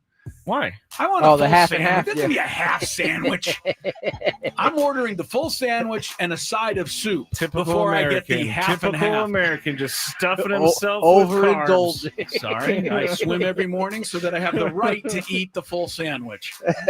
Give me the full sandwich. Full sandwich. I don't. Same thing. Sir, we don't have a full sandwich here. You don't have a full sandwich. What do you probably have? Small fries too. Who orders small fries? I can't. I told you I have done that in the past. And ever since I heard that, I lost a lot of respect for you. Small fries, like okay, like small fry medium order, large. Small, Okay. medium, large. Yeah, yes, no. Ever since I heard that, I lost a lot of respect for you. I don't know if Listen, McDonald's. the only time there is a room for a small fry is when you are starving, but you know you have dinner plans like right around the corner. Yep. But you know when you sit down, it's going to be a little wait still. Yep. That might be the only spot for a small fry. Chris says no for some reason. I don't know why.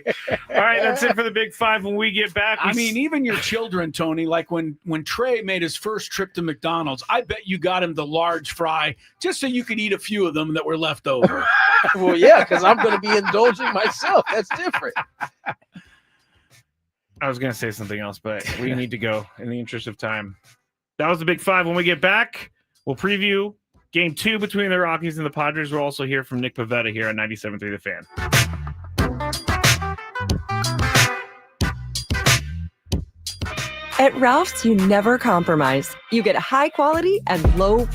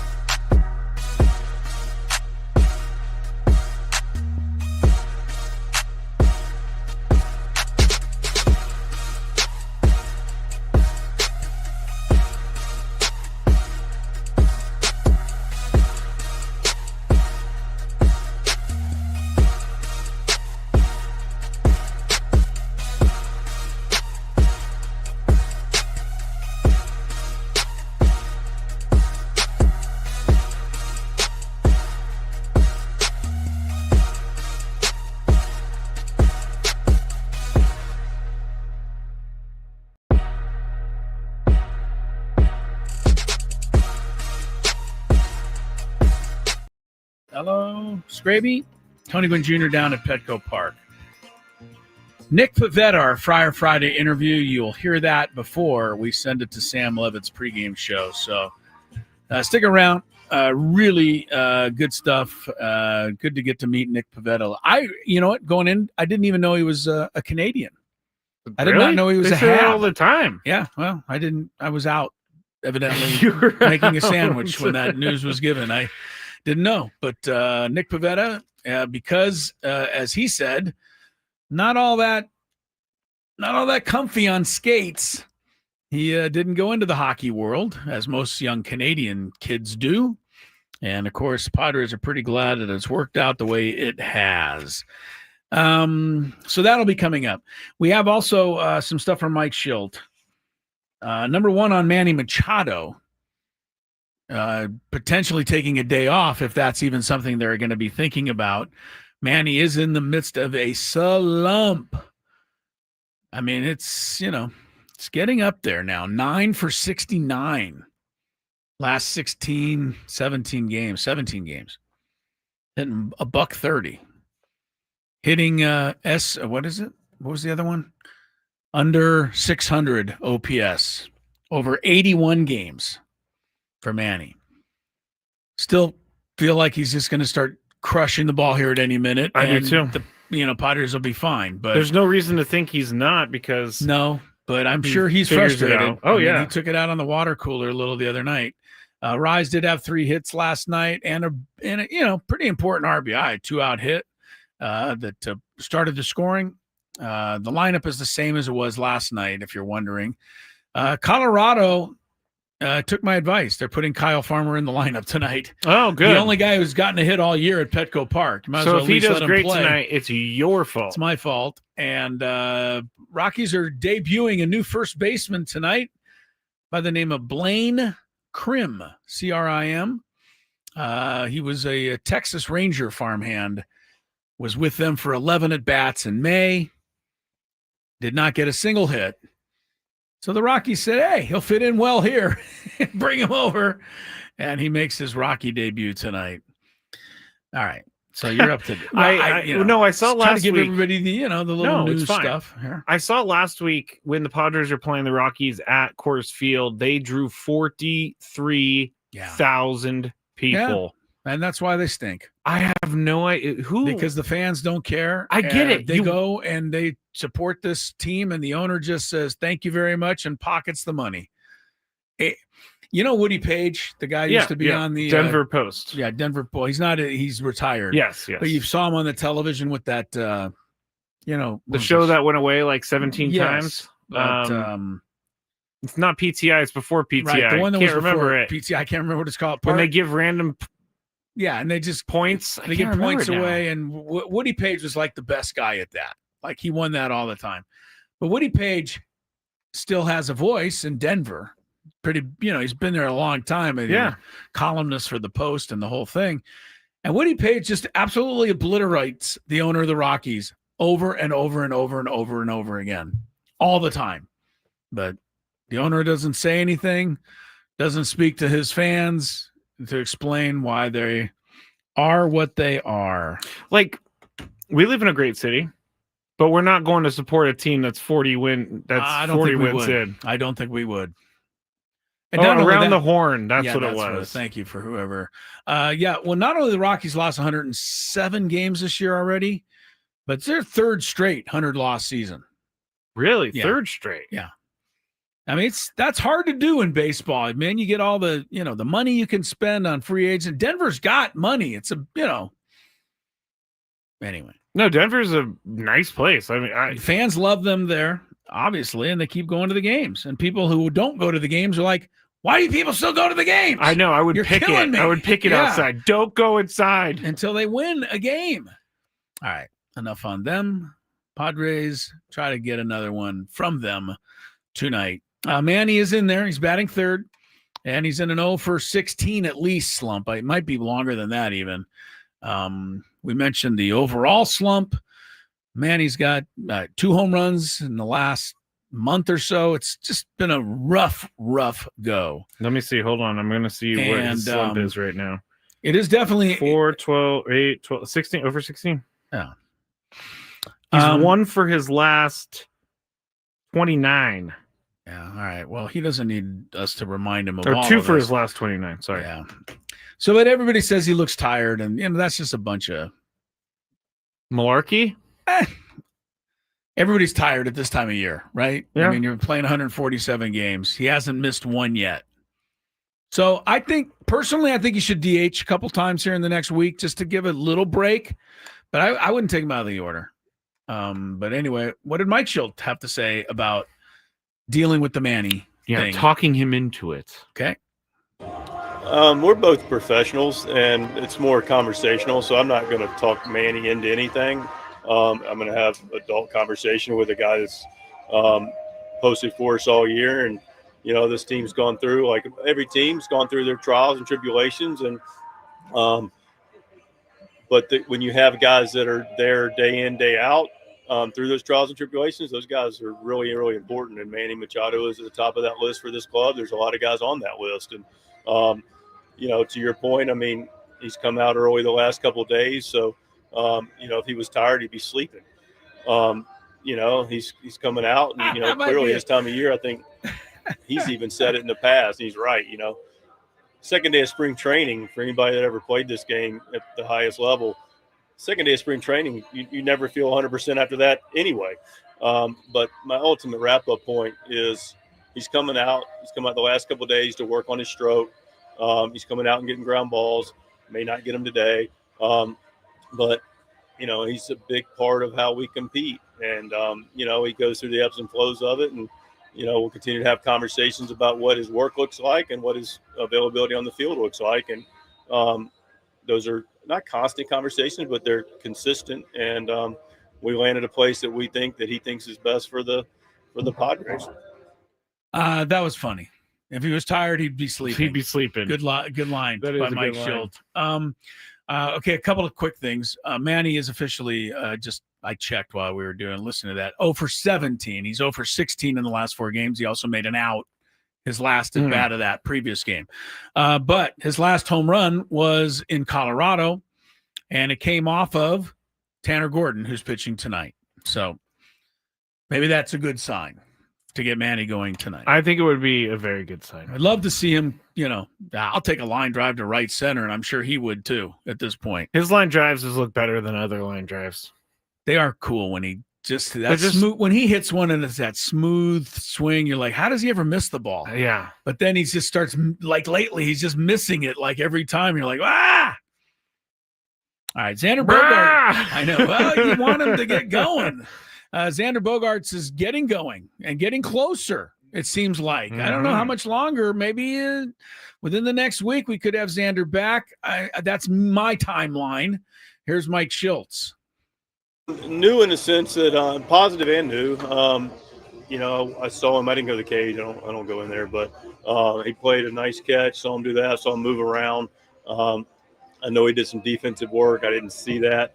Reports were favorable. First of all, he was able to have a good day from yesterday to build on today. So that's a positive when you talk about positives. And then he was in the cage hitting and doing some bunting and tracking, and so he seems to be good spirits. And like I said, today we were able to progress from yesterday, so that's clear positive. He's got nice bones. He does. Mike Schultz is aware of that. I hope that Mike Schilt is aware of that. It's what he said last week or a week or two ago when he got hurt. I think I should go and talk to Xander about his nice bones next Doesn't time. anybody find this so ironic, though? What? That in May and June that everyone wanted him out of here, and now we cannot wait for him to come back. I don't find it ironic. I just find Does anybody write in the chat, for instance, like we're talking about Xander right now, does anybody go, God, I hope he stays hurt the rest of the year? No. Right? But in May and June, they would have said that. No, their new It's the way it fixation goes. is Yes, Luis poor Ariz. Ariz. And again, it's all about finding the best lineup of the day. I saw Ariz commenting on the fact that he notices, and he's hearing some of that really frustration from the fans. What is he saying about it? He doesn't love it, but he also doesn't love how he's hitting this year, and he wants to hit better, and he's going to keep working until he does. Like that's as good attitude as he can have. I like Luis Ariz. As good attitude as he can have. I don't like him swinging at those pitches at his head. The flies to left field are starting to get under my skin. Oh, you're joining the dark side. No, I was ultimately thrilled last night that he was 3 for 4 with an RBI. Me too. Because that'll keep everybody off my case for at least one night. Our boss Adam sent us a text last night of it was the gif of Vince McMahon walking in and he's got his like chest puffed out, and it was when Robert Suarez closes and Ariz has a 3-hit game. This is Chris, and I was like, yeah, you're right. Chris should walk with his chest puffed out. I think Adam just continues to troll me. He's not trolling you over and over again. He's not trolling you. Somehow I'm the only person on the planet who thinks Suarez should be the closer of this team. That's not true. Okay, then Mike stop Schilt. saying I'm so happy about it. He's not closing for me. He's closing for everyone out there. Mike Schilt thinks he should be the closer too. Maybe Nick Pivetta should close. We will not talk to him about that. But everything else you can think of when we come back on our Friar Friday interview, you definitely want to stick around for it. You can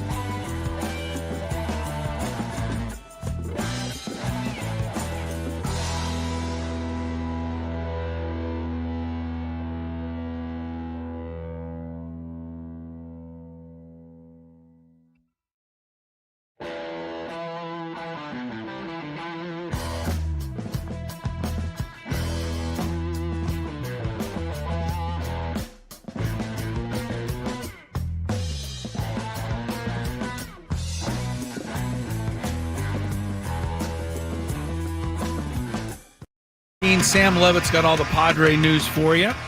David Morgan is on the injured list. That was the one news item of the day.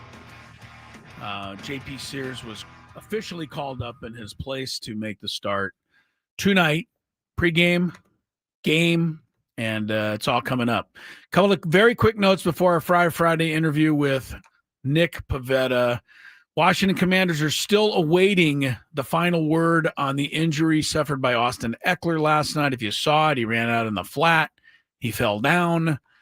They think he has a torn Achilles, but that is not 100% official yet. Hopefully, for his sake, it's not.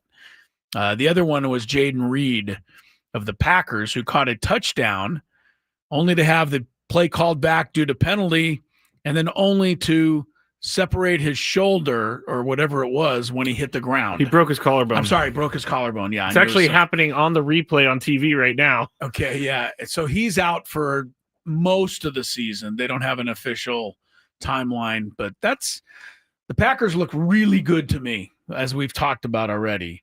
But Reed is a weapon that they can use, and they won't have him for quite a while, if at all. All right. Padres have been using a weapon named Nick Pivetta all year, and we had our first chance to chat with him on this program, which Tony and I did a little earlier today. Joining us from Petco Park on our Friday interview, Cy Young Award candidate Nick Pivetta is on the program today, and we are really happy to have you on, Nick. First of all, welcome, and secondly, I'm not just saying Cy Young candidate to get on your good side. I'm saying it because I think it deserves to be mentioned, and I wonder how that sounds to you.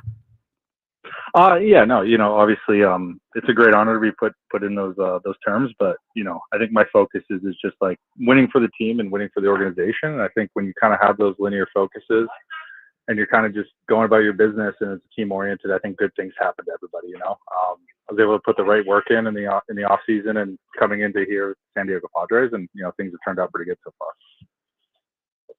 Nick, let's talk about the off season and how free agency went for you. You ended up signing with the Padres really, really late, and I'm sure that's not ideal, but nonetheless, you've come out, and I mean, just go. What went into that free agency for you as it got towards the end there, and you were finally able to sign with a team? Yeah, I mean, it was definitely an interesting process for me. I mean, I had the qualifying offer attached to me, so I think there's a lot of unknowns going into that process. But I just stayed patient, stayed focused. I worked out at Cressy's Performance Center in Jupiter, Florida, so I'm around baseball players all the time, and I think just working out with other guys and continue to work on baseball and focus on that, knowing that I'm gonna land somewhere, and gratefully and awesomely, I landed with such a great organization, great group of guys at San Diego Padres, and I think I just stayed patient, just tried to stay sane-minded, and knew that something would come my way. And luckily I landed in a great place. Led by AJ with Schilt and then Ruben, and then the plethora of guys here that lead this team to so many wins. And then also it's great to be part of a winning organization as well. It's a great gift as well. So the success that they had is just I was very, very grateful for the opportunity. Nick Pivetta is with us. He came right on the scene for the Padres here. I mean, he introduced himself to us with 7 innings of one-hit ball in his first outing, and haven't really looked back since. I think it's too simple to ask you if you felt like you had something to prove this year as a free agent, but I wonder if, having to wait to be able to sign gave you just a little extra, to say, hey, look, everybody could have had me and nobody did until the Padres came around, or have you just let all that go? Yeah, I don't really look at it that way. I think there's a lot of great organizations out there, and, so would it so be that, they passed up on me. That's okay. I think I firmly believe that I landed in the right place for the right reasons. And, I'm just happy to be here more in a sense. And it's not to prove anybody wrong or do anything else. It's more just my passion and wanting to be a great pitcher and wanting to be the best. And I want to beat the best and compete with great athletes and go about it that way. And, I just have that pride and drive, and I really want to win too. So I think all those things are just, who I am, but it's mostly out of just winning for my teammates, for the organization. And then I want to play with the best players there are. You've segued me now twice to the next question by your answer, and you mentioned your passion. I've said it at multiple occasions that you take me back when I'm watching you pitch. You take me back to like my 15, 16-year-old self watching Kevin Brown on the mound and his kind of intensity. I mean, same number, by the way, Tony. Same number. Same number and everything, and that's part of why it hits my mind like that. Where has that intensity come from? Has that always been Nick Pivetta? I guess so. Yeah. I mean, that's who I've been, but you always want to emulate those great pitchers, whoever they are. We can go through the names and lists of all the great players. We don't have to right now, but like, I think you see that drive in them, and you want to be as good as them, or you want to be better than them. And it's nothing out of ego or anything else. It's just like, why am I playing this game? Well, I just want to play this game to be a great baseball player and contribute too to a team aspect, and win a World Series championship. I think those are the main goals. And I firmly believe if you just surround yourself and get yourself in winning situations, usually good things happen in the end, and success leads to that as well. Nick, Tony touched on this. I mean, I think you represent a lot of us out on that mound. Just us normal guys who watch you pitch, and because we want you to get the out, and we feel like you want to get the out, and you're so passionate, and we see you talking a little. What do you say? What are you saying? Can you give us when I talk to myself on the mound? Yeah. Is it clean enough for? Oh, I mean, yeah, it's fine. It's mostly just like self-reinforcement and positive attitude. It's always like just calming the moment too. I feel like there's numerous resets in an outing, and always finding that good reset to get into that kind of that subconscious mode, that flow state, as you say, or will, when things are just kind of coming easy. And it's just kind of that kind of dance and battle and fun thing to find, but just self-talk, positive self-talk, and like just trying to keep myself very present in the moment of what's going on and making sure that I'm very present. I think being present is very important for me this year. Nick Pivetta joins us, Padres starter, possible Cy Young candidate. And Nick, let me ask you, because as you've gone through your career, you've been regarded as a guy that the stuff doesn't match the numbers. This year, you're having a career year. What for you has come together in order for you to have the success that you're having on the field in this particular season? Yeah, I think it's like it's years of kind of experience, kind of getting me, obviously started in Philly, and then kind of finding some building blocks in Boston, and then trying to figure out what the correct way to build the building is now. I think in that type of term, it's what is the foundation of it. For me, what I think about there is I think limiting my walks as much as I possibly can is kind of like my safeguard. It's how many guys can I not walk? Okay, how do I not walk guys? How many times can I get ahead of guys? Okay, how many times, what pitches can I get ahead of guys? And how many times can I get ahead of guys through an order? So if you just like really filter through the sand, it's very specific things that lead up to bigger things. And I think it's, as we know, like being in the big leagues for the years that I have been, and very grateful for that. I've gotten a sense to kind of learn from it too, and try to figure it out. And I've been given time in this game, which I'm very grateful for, to continue to learn those things and progress. And I think, I've taken some really good steps forward. And I think, obviously I can be much better than even I was this year. And, you kind of just try to see how that goes moving into next year as well. Nick, we appreciate the time so much. I want to try to sneak one more in. I know you have a lot to get you're done. Good. Victoria, you're from Victoria, British Columbia, Canada, which is a place I've actually had a chance to go. And I was there with a hockey team. And of course, Canada, it's hockey. So how did you grow up and get into baseball? Did you have to fight off the hockey coaches at all, or did you ever skate? No, if I'm being blunt and honest, I wasn't the most athletic when I was younger, not the swiftest on skates, and I really didn't want to wake up at 6 a.m. for practice. So I really enjoyed soccer, and I started to play soccer, and then I was playing baseball from a young age, just like little league and having fun and doing that. And I just progressed from there. And I think when it started to get serious was when I was 16 years old. I met Greg Hamilton at a tournament in Okanagan, British Columbia, I believe, and asked me to come be a part of the junior national team. And I think that's when things started to progress as a baseball player. I was about 16, 17, doing a lot of trips to the junior national team, going down to the Dominican Republic, and then doing going to Cuba, doing the World Junior Baseball Classic. And I think that just kind of set me on my road of, okay, this is baseball and this is what I want to do. And I'm okay at it. I'm pretty good at it. I wasn't the greatest, but I had a little bit of a drive and some talent. And I just try to figure it out step by step. Nick, last one for me. Yeah. You get an opportunity to work with Ruben Niebla. He's regarded as one of the best. What is it for you that makes him a good pitching coach? Yeah, I mean, that's a really good question. I don't think there's really one thing. I think there's, a number of things, but I think it's the way that he communicates to the players, the freeness that we have as players to kind of be ourselves and be creative and have fun. But then when we get into game time, it's what pitches can we throw? How are we going to execute our pitches? What homework are we going to do?